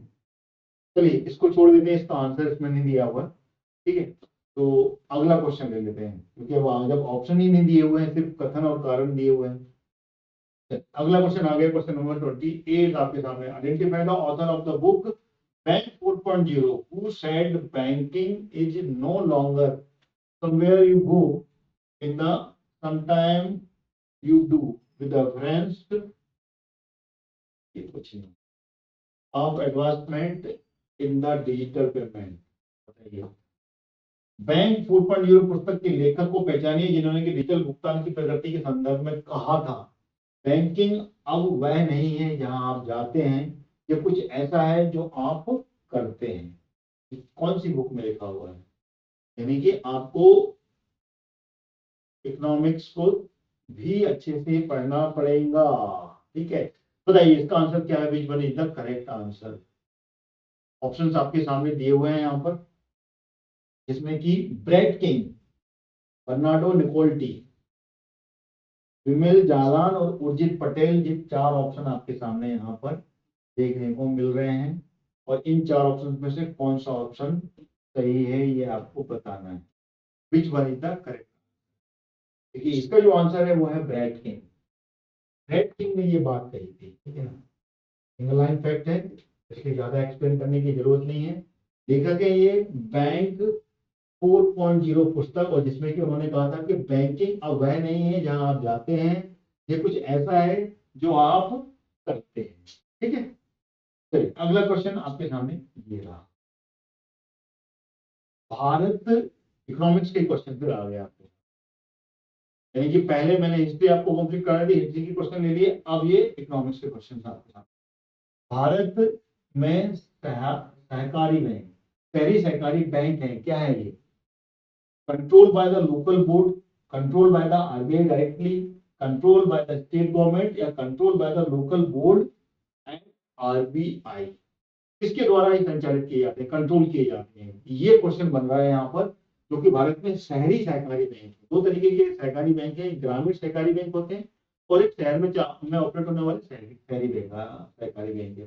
तो शहर में जो सहकारी बैंक है वो किसके द्वारा कंट्रोल किए जाते हैं, और गांव में जो सहकारी बैंक है, ग्रामीण सहकारी बैंक, वो किसके द्वारा कंट्रोल किए जाते हैं? ऐसे क्वेश्चन यहाँ पर देखने को आपको मिल रहे हैं। तो इसका जो आंसर है बताइए क्या है?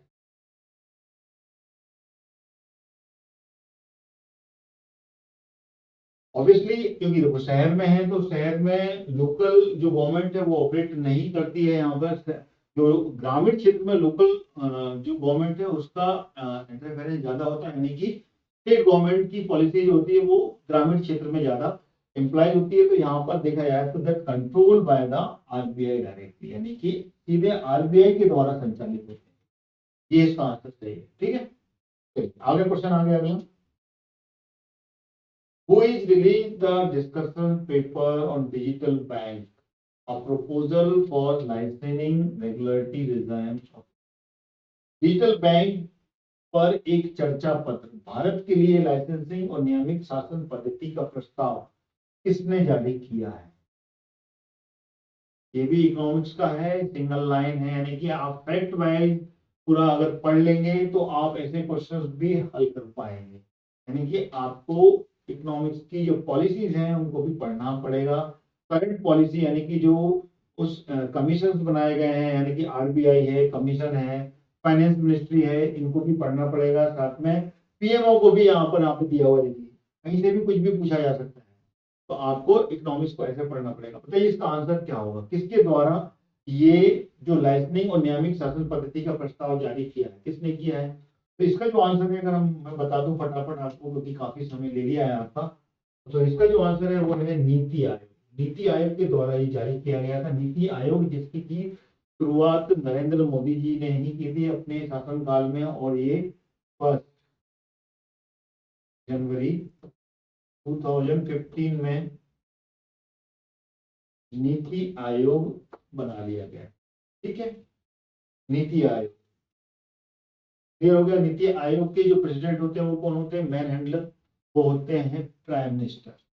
प्रधानमंत्री इसके कंट्रोलर होते हैं, मैन हेड कहलाते हैं। ठीक है, आगे बढ़ते हैं, चलें आगे। When was the Reserve Bank of India was nationalized? भारतीय रिजर्व बैंक का राष्ट्रीयकरण कब किया गया था?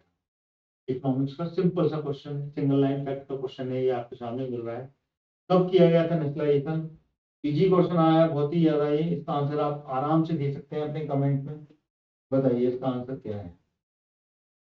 1947 में हुआ था, या फिर 1948 में, 49 में, या फिर 50 में? कब इसका नेशनलाइजेशन हुआ? हाँ, भारतीय रिजर्व बैंक। भारतीय रिजर्व बैंक की जो हिस्ट्री है उस हिस्ट्री को भी आपको पढ़ना है कि भारतीय रिजर्व बैंक की जो स्थापना उनकी वो कब हुई थी, कब का ये भारत आरबीआई है ये, जिसको कि फेडरल बैंक भी बोला गया था। उस समय फेडरल बैंक था ये। फेडरल बैंक के बाद में जब भारत का संविधान लागू हुआ तब जाके ये भारतीय रिजर्व बैंक का नाम यहाँ पर। देखिए मैंने इतना हिंट दे दिया आपको, इजीली आप इसका आंसर दे सकते हैं बहुत आसानी से, क्योंकि जिस तरीके से ऑप्शन दिए हुए ईयर वाइज, इसमें आप आराम से आंसर लगा सकते हैं। तो इसका जो आंसर है वो है 1949। 1949 में इसको नेशनलाइज कर दिया गया। ठीक है ना, और ये हुआ था 1 जनवरी, यानी कि जनवरी के महीने में। जनवरी 1949 को इसको नेशनलाइज कर दिया गया था, भारतीय रिजर्व बैंक को। अगर भारतीय रिजर्व बैंक की बात की जाए तो इसकी शुरुआत अंग्रेजी शासन की काल में हुई थी, जब 1935 का एक्ट आया था।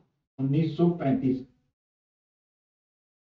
1935 का जो एक्ट आया था, उस एक्ट के तहत इस बैंक की स्थापना कर ली गई थी, जो कि 1934 का एक्ट कहलाता है। और ये 1 अप्रैल 1935 में आरबीआई की स्थापना की थी, रिजर्व बैंक ऑफ इंडिया, जिसको फेडरल रिजर्व बैंक बोला जाता था। फिर बाद में ये भारतीय रिजर्व बैंक के नाम पर इसका नाम कन्वर्ट किया गया था। तब जब संविधान बना था भारत का, तब इसका नाम भारतीय फेडरल रिजर्व बैंक की जगह भारतीय रिजर्व बैंक रखा गया। ठीक है, 1 अप्रैल को हुआ था। और टोटल कितने वर्ष हो गए इसको? 1935 से 89 ईयर्स हो चुके हैं अभी। ठीक है, अब आपको एक चीज बतानी है कि इस समय भारतीय रिजर्व बैंक के जो गवर्नर हैं वो कौन है और किस नंबर के हैं, ये आपको बताने हैं। ज्यादा से ज्यादा 15 सेकंड का समय आपको दूंगा, फिर मैं आपको यहाँ पर बता दूंगा, कोई दिक्कत नहीं है। ठीक है, कमेंट में आप बताइए कि यहाँ पर जो आरबीआई के गवर्नर हैं वो कौन है अभी हाल करंटली, और उसके बाद में ये किस नंबर के, कौन से नंबर के गवर्नर बने हैं। देखिए, वो है संजय मल्होत्रा।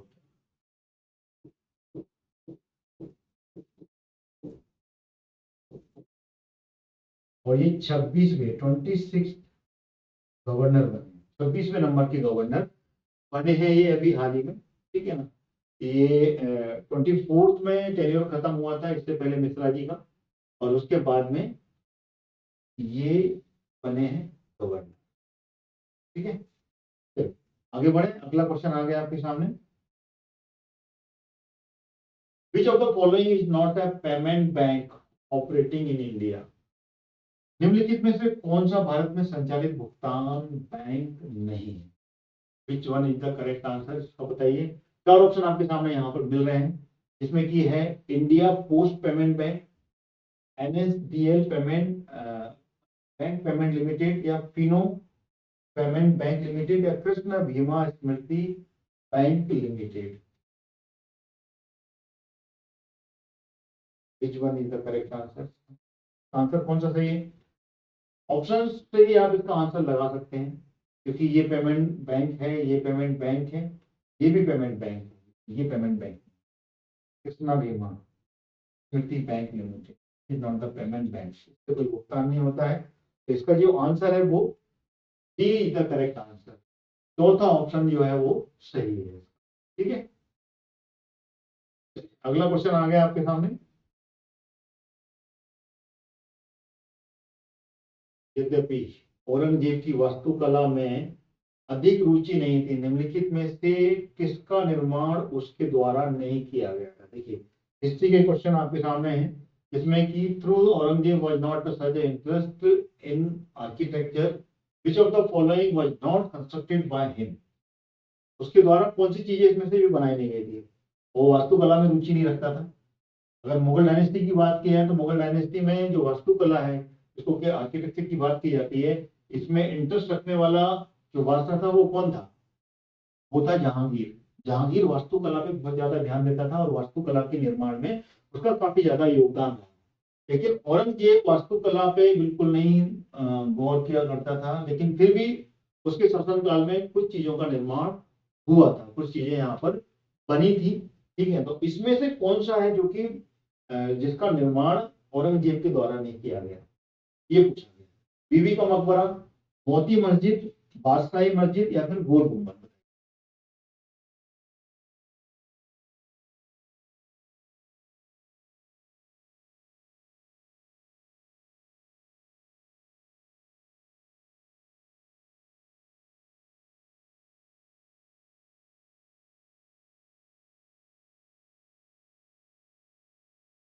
मेरे ख्याल से आंसर आपको यहाँ से मिल गया होगा। Which one is the correct answer जी, बताएं।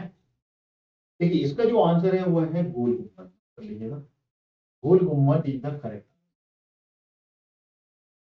गोल गुम्मद का निर्माण जो कि नहीं किया गया था, गोल गुम्मद है कहां पर, गोल गुम्मद कहां पर है?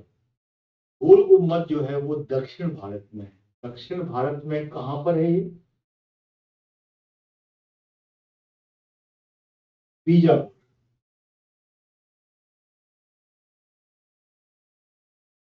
बीजापुर में स्थित है ये। और इसका निर्माण जो करवाया था वो करवाया था एक शाही वंश ने, क्योंकि आदिल शाही बोले,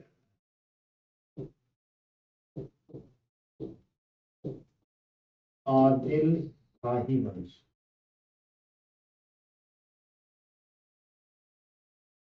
आदिल शाही, और ये 17वीं शताब्दी, ये भी 17th सेंचुरी की बात, ठीक है ना। 17th सेंचुरी में ही इसका निर्माण बीजापुर में करवाया था। और बीजापुर कहां पर है ये दक्षिण भारत में कर्नाटक में है। कर्नाटक में इसका निर्माण हुआ था, ठीक है ना। आदिल शाह, आदिल शाही जो शाही डायनेस्टी थी, ठीक है ना, आदिल शाह, और उसके द्वारा इसका निर्माण हुआ था, ठीक है। बाकी बीबी का मकबरा ये कहां पर है? ये औरंगजेब के द्वारा, ठीक है, इसको बिल्कुल याद कर लीजिएगा। ये औरंगजेब के द्वारा ही निर्माण हुआ है इसका। ये है औरंगाबाद में। औरंगजेब ने ही अपने नाम पर इसका नाम बदल दिया था, औरंगजेब ने, औरंगाबाद, ठीक है, औरंगाबाद में है। अगर मोती मस्जिद की बात की जाए तो मोती मस्जिद जो कि आगरा में है, इसका निर्माण भी औरंगजेब ने ही करवाया था आखिरी में, लेकिन शुरू में इसकी शुरुआत जो करवा दी थी वो शाहजहां ने करवा दी। तो शाहजहां जो कि औरंगजेब के पिता थे, उसके बाद में औरंगजेब जब गद्दी पे बैठा उसके समय ये पूरा हुआ था, इसलिए मोती मस्जिद जो कि आगरा में बनी है। उसके बाद में है बादशाही मस्जिद। बादशाही मस्जिद का भी निर्माण जो करवाया था वो औरंगजेब ने ही करवाया था, ठीक है, क्लियर हो गया। ये भी औरंगजेब के द्वारा हुआ था बादशाही। अगला क्वेश्चन आ गया आपके सामने, ये which of the area cultivated tobacco during the Mughal rule. Mughal शासन के दौरान किस क्षेत्र में तंबाकू की खेती की जाती थी? बताइए। हिस्ट्री के क्वेश्चन इस बार ज्यादा मिल रहे हैं आपको। कौन सा आंसर इसमें से सही होगा? ऑप्शन आपके सामने है, बंगाल, गुजरात, दिल्ली या फिर बिहार। इसका जो आंसर है, अगर आपने ज्योग्राफी पढ़ी है तो ज्योग्राफी से आप इसको कोरिलेट करके इसका आंसर आराम से दे पाएंगे, क्योंकि ज्योग्राफी में एक्चुअल में दिया हुआ है कि भारत में अभी वर्तमान में तंबाकू की खेती कहाँ कहाँ होती है। इसलिए ज्योग्राफी से आपको काफी कुछ हेल्प मिलती है हिस्ट्री के लिए, क्योंकि भौगोलिक क्षेत्र ही ऐतिहासिक दृष्टि से मेन मायने रखता है कि वहां पर कौन शासन करता था। तो उसी हिसाब से यहाँ पर अपन उनकी क्रॉपिंग के बारे में भी कैलकुलेट कर सकते हैं। तो बताइए, बंगाल, गुजरात, कहाँ अभी वर्तमान में खेती कहाँ कहाँ होती है तंबाकू की, उससे आप अंदाजा लगा सकते हैं। देखिए, बंगाल में तंबाकू की खेती नहीं होती है, दिल्ली में नहीं होती है और बिहार में नहीं होती है। तो एक बचा वो है गुजरात, ठीक है ना। तो यहाँ पे जो ऑप्शन दिख रहा है गुजरात, वो इसका सही आंसर है। गुजरात, गुजरात में मुगल काल के समय में खेती होती है। अगर यहाँ पर एक ऑप्शन और दिया होता और फिर दिया होता यहाँ पे मुगल शासन, तो आप कंफ्यूज हो जाते। और वो है यहाँ पर क्या, गुजरात के साथ में एक ऑप्शन और दिया होता, वो दिया जाता आंध्र प्रदेश, ये और दे दिया होता, तो कंफ्यूजन हो जाता कि मुगल शासन के समय में ये जो खेती है ये कहाँ होती होगी। देखिए, उसके बाद में भी आप आंसर दे सकते हैं मुगल शासन में, क्योंकि मुगल शासन का जो एक लॉन्ग पीरियड जो एक टेन्योर रहा, जहाँ पे कि एक शांति के माहौल में जो शासन हुआ था, वो अकबर के समय में और शाहजहां तक चला था, जहांगीर और शाहजहां। उसके बाद में जब औरंगजेब आया तो औरंगजेब सिर्फ अपने साम्राज्य के विस्तार में ज्यादा ध्यान दिया था और ना कि वो क्रॉपिंग वगैरह में ज्यादा ध्यान देता था। तो उससे आप अंदाजा लगा सकते हैं कि अकबर के काल के दौरान गुजरात विजय हुई थी और गुजरात पर अपना अधिकार जमाया था, और उसने बुलंद दरवाजे का निर्माण करवाया था, कहां पर, फतेहपुर सीकरी। तो उससे आप हिंट लेके इसका आंसर दे सकते हैं गुजरात, ठीक है। आंध्र प्रदेश जो है, इस पर जो कब्जा किया था ये आगे जाके औरंगजेब के समय में आंध्र प्रदेश पर कब्जा किया था, क्योंकि उस समय आदिल शाही और ये शाही वंश जो थे ये यहाँ पर काफी ज्यादा पावरफुल थे, और उसने ही यहाँ पर शाहजहां के समय में यहाँ पर आक्रमण किए थे और इन पर कब्जा धीमे धीमे करके करता चला गया, जिसमें कि बारिश शाही और अपने इमाद शाही, ये सारे शाही वंश जो थे एक एक करके ये इसके अंडर में आते गए थे औरंगजेब के। तो गुजरात जो है, गुजरात में तंबाकू की खेती होती है और आंध्र प्रदेश में भी तंबाकू की खेती होती है। ये ज्योग्राफी का क्वेश्चन मैंने आपको बताया, ठीक है। आगे बढ़ते हैं, लेकिन इसका तो आंसर है मुगल शासन के दौरान किस क्षेत्र में तंबाकू की खेती होती थी, तो वो है गुजरात, ठीक। आगे बढ़ते हैं। Bombay was declare headquarter of east India company in which year. जो बॉम्बे है वो हेडक्वार्टर कब बना था, ईस्ट इंडिया कंपनी का जो मुख्यालय, इसको कब घोषित किया गया। ऑप्शन आपके सामने है, 1687, 1688, 1689 या 1690। बताइए इसका आंसर क्या है। ईस्ट इंडिया कंपनी, अगर आपने ईस्ट इंडिया कंपनी की जो प्रेसिडेंसी है, जो हेडक्वार्टर्स है, उनको पूरा अच्छे से पढ़ा है, इस समय कब कौन सी प्रेसिडेंसी बनी और कब उसका डेवलपमेंट हुआ, कब विकास हुआ, देन उसका आंसर आप आसानी से बता सकते। बॉम्बे कब आया था ईस्ट इंडिया कंपनी के हाथ में। एक छोटा सा हिंट मैं आपको दूंगा, बॉम्बे दहेज में मिला था कि नहीं मिला था ये बताइए। और वो दहेज में किसको मिला था ये आप कमेंट में मेरे को आंसर दीजिएगा, और उसका विवाह किससे हुआ था ये भी आप कमेंट में आंसर दीजिएगा। इसका आंसर मैं आपको नहीं दूंगा, आप मेरे को कमेंट में आंसर दीजिएगा। दहेज में मिला था, फिर उसके बाद में इसको डेवलप किया गया था, क्योंकि जिसको दहेज में मिला था उसने इसको कितने रेंट पे कर दिया था, रेंट आउट कर दिया था ईस्ट इंडिया कंपनी को, तब जाके ईस्ट इंडिया कंपनी ने इसको डेवलप किया। अब उसका ईयर आपको पता होगा, देन उसके बाद की जो ईयर है उसी में बनाए। चलिए इसका जो आंसर है अब आप नोट कीजिएगा, 1689। 1689 इज द करेक्ट आंसर, ठीक है ना। 1689 में जाके ये सॉरी 1689 नहीं है, 1687 है, ठीक है। 1687 याद आया मेरे को। 1687 में मुंबई को यहाँ पर मुख्यालय घोषित कर दिया, ठीक है। जो मैंने पूछा है वो आप कमेंट में बताइएगा, ठीक है ना। किससे उसका विवाह हुआ था, कब हुआ था, और मुंबई को कब रेंट आउट किया गया था ईस्ट इंडिया कंपनी, ठीक। चलिए अगला प्रश्न आ गया। Which of the following is not a proper way of establish strong communication among the family members? निम्नलिखित में से कौन सा परिवार के सदस्य के बीच में मजबूत संचार स्थापित करने का तरीका है। देखिए पेडागोजी का एक क्वेश्चन, सिमिलरिटी में पेडागोजी का क्वेश्चन ये सामने आ रहा है, इसमें कि आपको कम्युनिकेशन के बारे में क्वेश्चन यहाँ पे देखने को मिल रहा है। कम्युनिकेट फ्रीक्वेंटली ऑप्शन में दिया हुआ है, reveal a little only, reveal, communicate freely, to be patient, patience listener, यानी कि अक्सर संवाद करना, थोड़ा ही प्रकट करना, स्वतंत्र रूप से संवाद करना, या फिर एक धैर्यवान श्रोता बनना। कौन सा आंसर सही होगा, क्वेश्चन फिर से समझिएगा। निम्नलिखित में से कौन सा परिवार सदस्य के बीच में मजबूत संचार स्थापित करना का जो उचित तरीका है वो नहीं है। बहुत ही इजी क्वेश्चन है और बहुत ही इजी आंसर है इसका, ठीक है। देखिए इसमें से जो उचित तरीका नहीं पूछा है, देखिए संवाद, अक्सर संवाद करते रहना, तो ये तो कम्युनिकेशन, ये तो तरीका है ही है। अगर आप यहाँ पर मजबूत संचार की बात करेंगे, तो जब तक अपन परिवार के साथ में लगातार चर्चा बातें नहीं करते रहेंगे, तो यहाँ पर मजबूत कम्युनिकेशन, स्ट्रॉन्ग कम्युनिकेशन कैसे डेवलप हो। तो ये आंसर तो मेरे ख्याल से सही है, तो ये आंसर इसका नहीं हो सकता। थोड़ा ही प्रकट करना, देखिए थोड़ा ही प्रकट करना है, ये संचार का तरीका नहीं हुआ। अगर अपन को स्ट्रॉन्ग कम्युनिकेट करना है, स्ट्रॉन्ग मजबूती लेके आना है, मजबूत संचार स्थापित करना है, तो ये नहीं होगा। इसका आंसर बी ही इसका सही आंसर होगा। बाकी के सारे ऑप्शन आप देख सकते हैं, बिल्कुल क्लियर। स्वतंत्र रूप से संवाद करना बिल्कुल सही होगा ये, और एक धैर्यवान श्रोता बनना, अच्छे से सुनना भी पड़ता है। If you to be a good listener, then you can be a very good speaker, ठीक है ना। अगर आप अच्छे श्रोता है, देन तभी आप अच्छे वक्ता बन सकते हैं। तो आपको धैर्यवान तरीके से सामने वाले की बातें भी सुननी पड़ेगी, और जब सुनेंगे तभी आपका जो संचार है, कम्युनिकेशन है, वो मजबूत होगा, यानी कि ये अभी आंसर इसका सही है। तो इसमें गलत तरीका नहीं है, तरीका सही नहीं है, वो पूछा गया था, तो इसका आंसर सेकंड वाला सही होगा। ठीक है, अगला प्रश्न चलते हैं। अगला प्रश्न कौन सा? या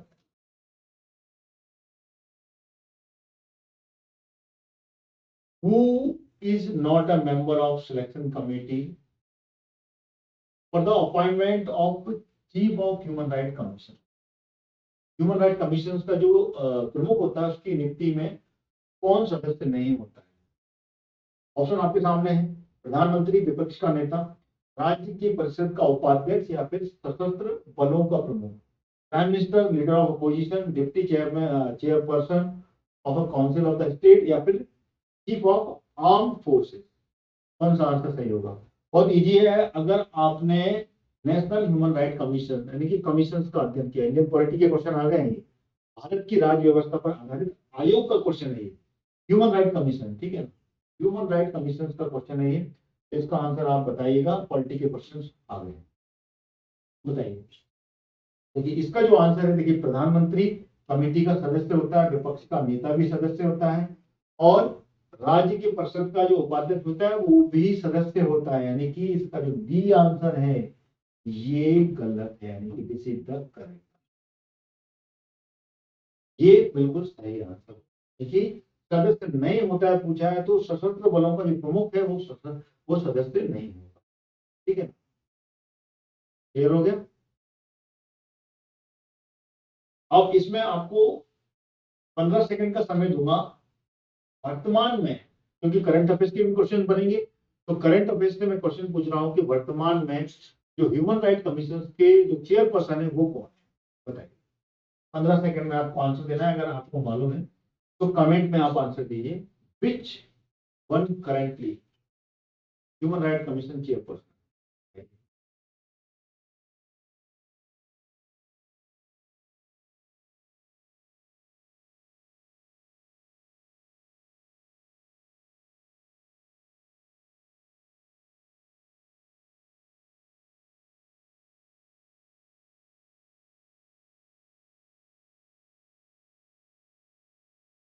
इसका जो आंसर है मैं आपको बता दूंगा, हो सकता है आपने कमेंट में आंसर को दे दिया हो।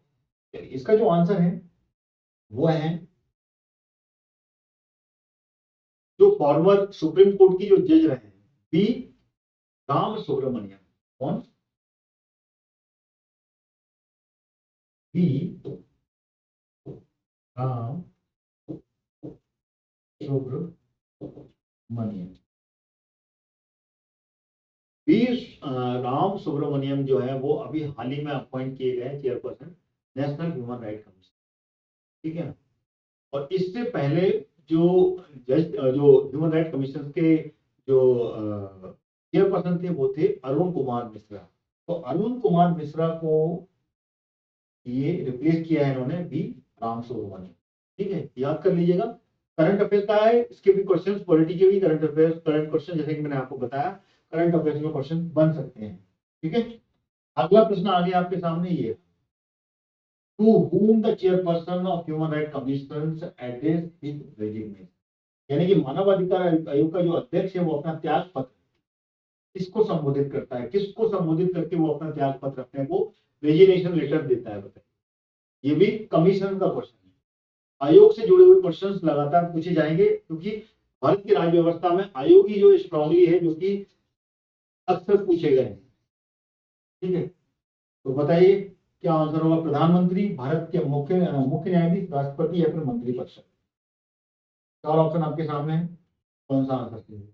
देखिए इसका जो आंसर है वो है भारत के राष्ट्रपति। राष्ट्रपति इज द करेक्ट आंसर।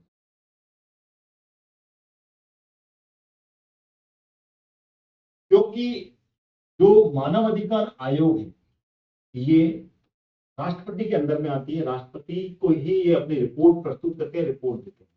तो राष्ट्रपति से ही यहाँ पर ज्वाइनिंग जो दिलवाता है वो राष्ट्रपति ही दिलवाता है, और रेजिग्नेशन भी राष्ट्रपति को ही दिया जाता है। लेकिन ह्यूमन राइट कमीशन के जो अध्यक्ष होते हैं, इस अध्यक्ष की जो कमेटी होती है वो कमेटी यहाँ पर जो होती है वो वर्तमान सरकार की होती है, जिसमें कि प्रधानमंत्री अध्यक्ष होता है और बाकी के अन्य 3 लोग, यानी कि टोटल 4 से 5 मेंबर इसमें मिलते हैं आपको। लेकिन इसका जो मेन हैंडलर होता है वो राष्ट्रपति कहलाता है। राष्ट्रपति ही शपथ दिलवाता है, राष्ट्रपति ही यहाँ पर त्याग पत्र के लिए जिम्मेदार है। ये त्याग पत्र भी वो राष्ट्रपति को ही के ही नाम पे लिख के राष्ट्रपति को देगा। ठीक है, ह्यूमन राइट कमीशन इसका करेक्ट आंसर, यानी कि राष्ट्रपति इसका सही आंसर। ठीक है, अगले क्वेश्चन आपके सामने ये रहा।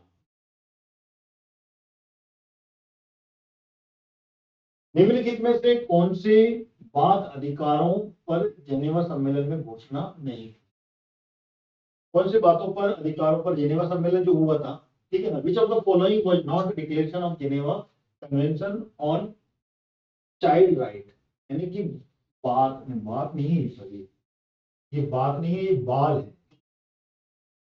बाल अधिकारों पर, बाल अधिकार जो जो चाइल्ड राइट्स थे उस पर जो सम्मेलन में घोषणा नहीं थी वो बताना है आपको। तो 4 ऑप्शन है इसके सामने। बच्चे भूखे बच्चे को खाना खिलाना चाहिए, निरक्षर बच्चों को स्कूली शिक्षा दी जानी चाहिए, गलती करने वाले बच्चों का पुनर्वास किया जाना चाहिए, या फिर घर विहीन बच्चे का को आश्रय दिया जाना चाहिए। 4 ऑप्शन आपके सामने है, इनमें से 4 में से कौन सा आंसर सही हो ये आपको यहाँ पर बताना है। तो ये भी जो क्वेश्चन है, ये क्वेश्चन भी पॉलिटी का है जो कि वर्ल्ड से जुड़ा हुआ है, यानी कि जिनेवा कन्वेंशन जो हुआ था उससे आधारित पूछा। तो इसका जो आंसर है वो B is the correct answer. Illiterate child should be sit school, ठीक है, यानी कि यहाँ पर स्कूल लिखा हुआ है। निरक्षर बच्चों की स्कूली शिक्षा दी जानी चाहिए, ये जो था ये घोषणा पत्र में लागू नहीं होगा। ठीक है, अच्छा, जिनेवा कन्वेंशन की बात की जाए तो ये जिनेवा का कन्वेंशन कब हुआ था? ये हुआ था 1924 में। 1924 में जो जिनेवा कन्वेंशन हुआ था उस पर कुछ विषयों पर यहाँ पर सहमति जताई गई थी, जिसमें कि ह्यूमन राइट्स में मतलब के जो चाइल्ड राइट्स थे उसके बारे में भी बात की गई थी, जिसमें कि बाकी की सब चीजें इसमें लागू थी, जिसमें कि भूखे बच्चों को खाना खिलाना चाहिए अगर बच्चा भूखा है कहीं पे, गलती करने पर बच्चों को पुनर्वास करना चाहिए, ये भी सही है, और आश्रय दिया जाना चाहिए। यानी कि ये तीनों बातें इसमें कही गई थी, लेकिन ये बात में नहीं की गई। स्कूली शिक्षा के बारे में, निरक्षर बच्चा है उसको स्कूली शिक्षा दी जानी चाहिए, ये इसमें नहीं है। ठीक है, अगला प्रश्न आ गया आपके सामने, ये रहा। Which of the following article of the Constitution ensure that a child of age less than 14 should not be employed as labor? संविधान का कौन सा अनुच्छेद ये सुनिश्चित करता है कि 14 वर्ष से कम की आयु वाले बच्चों को श्रमिक के रूप में नियोजित नहीं किया जाना चाहिए? इंडियन पॉलिटी, कॉन्स्टिट्यूशन, आर्टिकल के बेस्ड ये क्वेश्चन आपके सामने। कौन सा अनुच्छेद है बताइए, इसमें से कौन सा अनुच्छेद है जो कि ये कहता है कि 14 वर्ष से कम आयु वाले बच्चों को श्रमिक के रूप में नियोजित नहीं किया जाना चाहिए? आर्टिकल 21, आर्टिकल 15, आर्टिकल 24 या फिर 29? तो ये सारे आर्टिकल, हिंट दे रहा हूं आपको, ये सारे आर्टिकल जो है ये मूल अधिकारों से जुड़े हुए हैं। मूल अधिकार है ये, मूल अधिकार जो कि आपसे कोई नहीं छीन सकता है। ठीक है, वो है ये मूल अधिकार। हाँ, इसमें अगर आपातकाल लगा हुआ तो आपातकाल में ये मूल अधिकार निलंबित हो सकते हैं, लेकिन आपसे कोई छीन नहीं सकता है जब तक आपातकाल नहीं लगा। ठीक है, इमरजेंसी के बेसिस पर ये सारे के सारे जो राइट्स हैं ये सस्पेंड हो जाते हैं। ठीक है, बताइए इसका आंसर कौन सा है?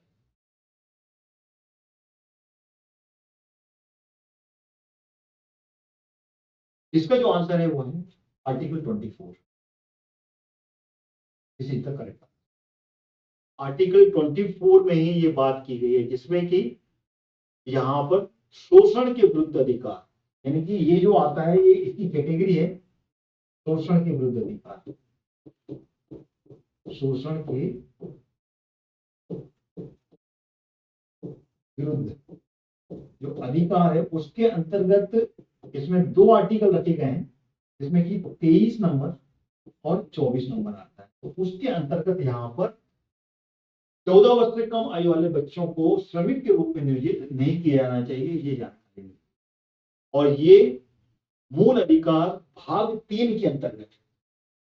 संविधान में टोटल भाग कितने हैं अगर बात की जाए तो टोटल अभी वर्तमान में 25 हैं। अगर ओरिजिनल कॉन्स्टिट्यूशन की बात किया जाए, जब कॉन्स्टिट्यूशन लागू हुआ था तब उसमें 22 भाग थे, लेकिन अभी टोटल 25 हो गए हैं। ठीक है, तो उसमें से भाग 3 के अंतर्गत ये मूल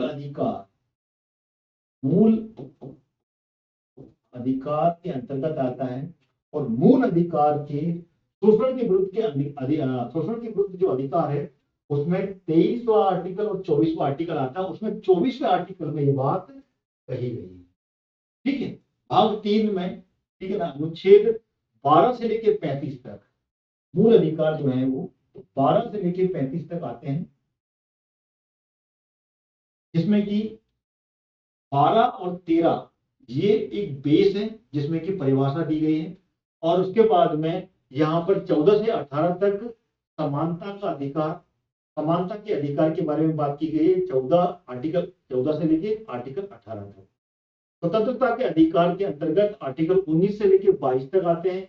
और उसके बाद में ये शोषण का अधिकार के 2 आर्टिकल 23 और 24। ठीक है, उसके बाद में धर्म की स्वतंत्रता का अधिकार जो कि आर्टिकल 25 से लेकर आर्टिकल 28 तक, जिसमें कि धर्म की स्वतंत्रता का, यानी कि आप तो धर्म की स्वतंत्रता है, आप कौन सा धर्म अपना सकते हैं उसके बारे में जानकारी आर्टिकल 25 से लेकर आर्टिकल 28 में मिलती है। इसी तरीके से आर्टिकल 29 और 30 में संस्कृति और शिक्षा संबंधी जो अधिकार है वो दिए गए हैं। और तो ये तो हो गए 30 तक। 31वां जो आर्टिकल है उसको निराशित किया गया है, जिसमें कि संपत्ति का अधिकार दिया गया था। तो संपत्ति के अधिकार को यहां से विलोपित करके इसको कानूनी अधिकार के रूप में लाया गया, जिसको कि 300 में रखा गया। ठीक है, 300 में ला दिया गया, जो कि कानूनी अधिकार बना दिया गया, क्योंकि इसमें काफी ज्यादा समस्या आ रही थी। और जब यहाँ पर कुछ समस्या आई तो उसके निदान के लिए इसमें अमेंडमेंट किया गया। और ये अमेंडमेंट हुआ था 1976 में, 1976 में जब हुआ था। और ये मोरारजी देसाई की जो सरकार थी तब 44वां संविधान संशोधन हुआ था। 44वां संविधान संशोधन हुआ था, उसमें इसमें बदलाव किए गए। ठीक है, तो इसमें ये 300वां संविधान संशोधन ये 44वां संविधान संशोधन हुआ था। और इस संशोधन में इसको जो 31वां अनुच्छेद है उसको निराशित करके, विलोपित करके इसको 300A में मूल अधिकार से हटाकर इसको कानूनी अधिकार बनाया। उसके बाद में 32वां आर्टिकल आता है, जिसमें कि सुप्रीम कोर्ट, उच्चतम न्यायालय में रिट डालने की प्रक्रिया है, जिसमें कि आप रिट डाल के अपने अधिकारों का को सुरक्षित कर सकते हैं। ठीक है, 4 प्रकार की रिट यहाँ पर दी गई है। आर्टिकल 32 के बाद में 33, 34 और 35 इसमें अन्य उपबंध की जानकारी मिलती है। तो ये पार्ट 3 के अंतर्गत आता है, भाग 3, ठीक है, के मूल अधिकार जो कि 12 से 35। ठीक है, तो क्वेश्चन का पूरा एक्सप्लेनेशन मिल गया, जिसमें कि अधिकार के बारे में मैंने आपको बताया कि मूल अधिकार क्या होते हैं। अगला क्वेश्चन की ओर चलते हैं। क्वेश्चन यहीं पे खत्म हो गए हैं। ठीक है, नहीं है एक और question. Which of the following article ensure the education right of the children? वो कौन सा अनुच्छेद है जो बच्चों की शिक्षा के अधिकार को सुनिश्चित करता है? बताइए, क्वेश्चन आ गया आपके सामने। ये 4 ऑप्शन आपके सामने यहाँ पे मिल रहे हैं, जिसमें कि अनुच्छेद 21A, अनुच्छेद 15, अनुच्छेद 24 और अनुच्छेद 29। कौन सा ऑप्शन सही है ये आपको बताना है। ये भी मूल अधिकार से जुड़ा हुआ क्वेश्चन। देखिए, इसका जो आंसर है वो है आर्टिकल 21A, आर्टिकल 21 के अंतर्गत है, जो कि शिक्षा के अधिकार के अंतर्गत आता है। और ये एक अमेंडमेंट के दौरान इसको आर्टिकल 21 में 21A बनाया गया था। और ये अमेंडमेंट हुआ था 2009 में, 2009 में हुआ था। ठीक है ना, जिसमें कि right of childrens to free and compulsory education act कहा जाता है। क्या कहा जाता है? Right of childrens to free and compulsory education act 2009 कहा गया है ये, जिसके अंतर्गत यहाँ पर बच्चों को शिक्षा का अधिकार जो है, जिसमें कि यहाँ पर मुफ्त शिक्षा का प्रोविजन रखा गया है, यानी कि बच्चों को यहाँ पर पढ़ने का पूरा अधिकार मिलता है। ठीक है, अगला question, which of the following is not correct about the model code of conduct devised by the election commission during the election? बताइए कौन सा आंसर इसका सही होगा। तो this is the last question of this class. ठीक है ना, इसके बाद में अगली क्लास में अपन अगले क्वेश्चंस करने वाले हैं, इसको अपन निपटा देते हैं। हमारे क्वेश्चन बताइए, 4 ऑप्शन आपके सामने दिए हैं यहाँ पर, है ना।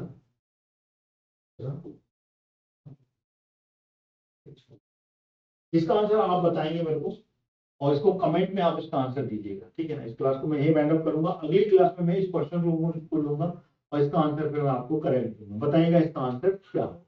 ठीक है, 4 ऑप्शन आपके सामने हैं, जिसमें कि 1960 के केरल के राज्य के विधानसभा चुनाव में आदर्श संहिता की शुरुआत की, उसके बाद में इसे राजनीतिक दलों में परामर्श करने के लिए बाद बनाया गया था, या फिर आदर्श आचार संहिता तैयार करने से पहले राजनीतिक दलों की सलाह नहीं दी जा सकती है, और फिर 1979 के चुनाव में आयोग ने सत्ता में पार्टी को विनियमित करने और चुनाव के समय में अनुचित लाभ प्राप्त रोकने के लिए प्रावधान किए गए। बताइए, इसका आंसर आप कमेंट में दीजिएगा, अगली क्लास में मैं इसका आंसर आपको दूंगा। तो इस क्लास को मैं यही खत्म करता हूँ। क्लास कैसी लगी कमेंट में बताइएगा, साथ में क्वेश्चंस कैसे लग रहे हैं ये बताइएगा। लगातार ये वर्ग 2 की जो चयन परीक्षा है मध्य प्रदेश की, उसके क्वेश्चंस में लाऊंगा आपके साथ में, जिसमें कि important questions with all facts complete कर रहा हूँ। फॉलो कीजिएगा, शेयर कीजिएगा, साथ ही साथ में आप ये सारी क्लासेस लगातार देखते रहिएगा। Thank you so much. जय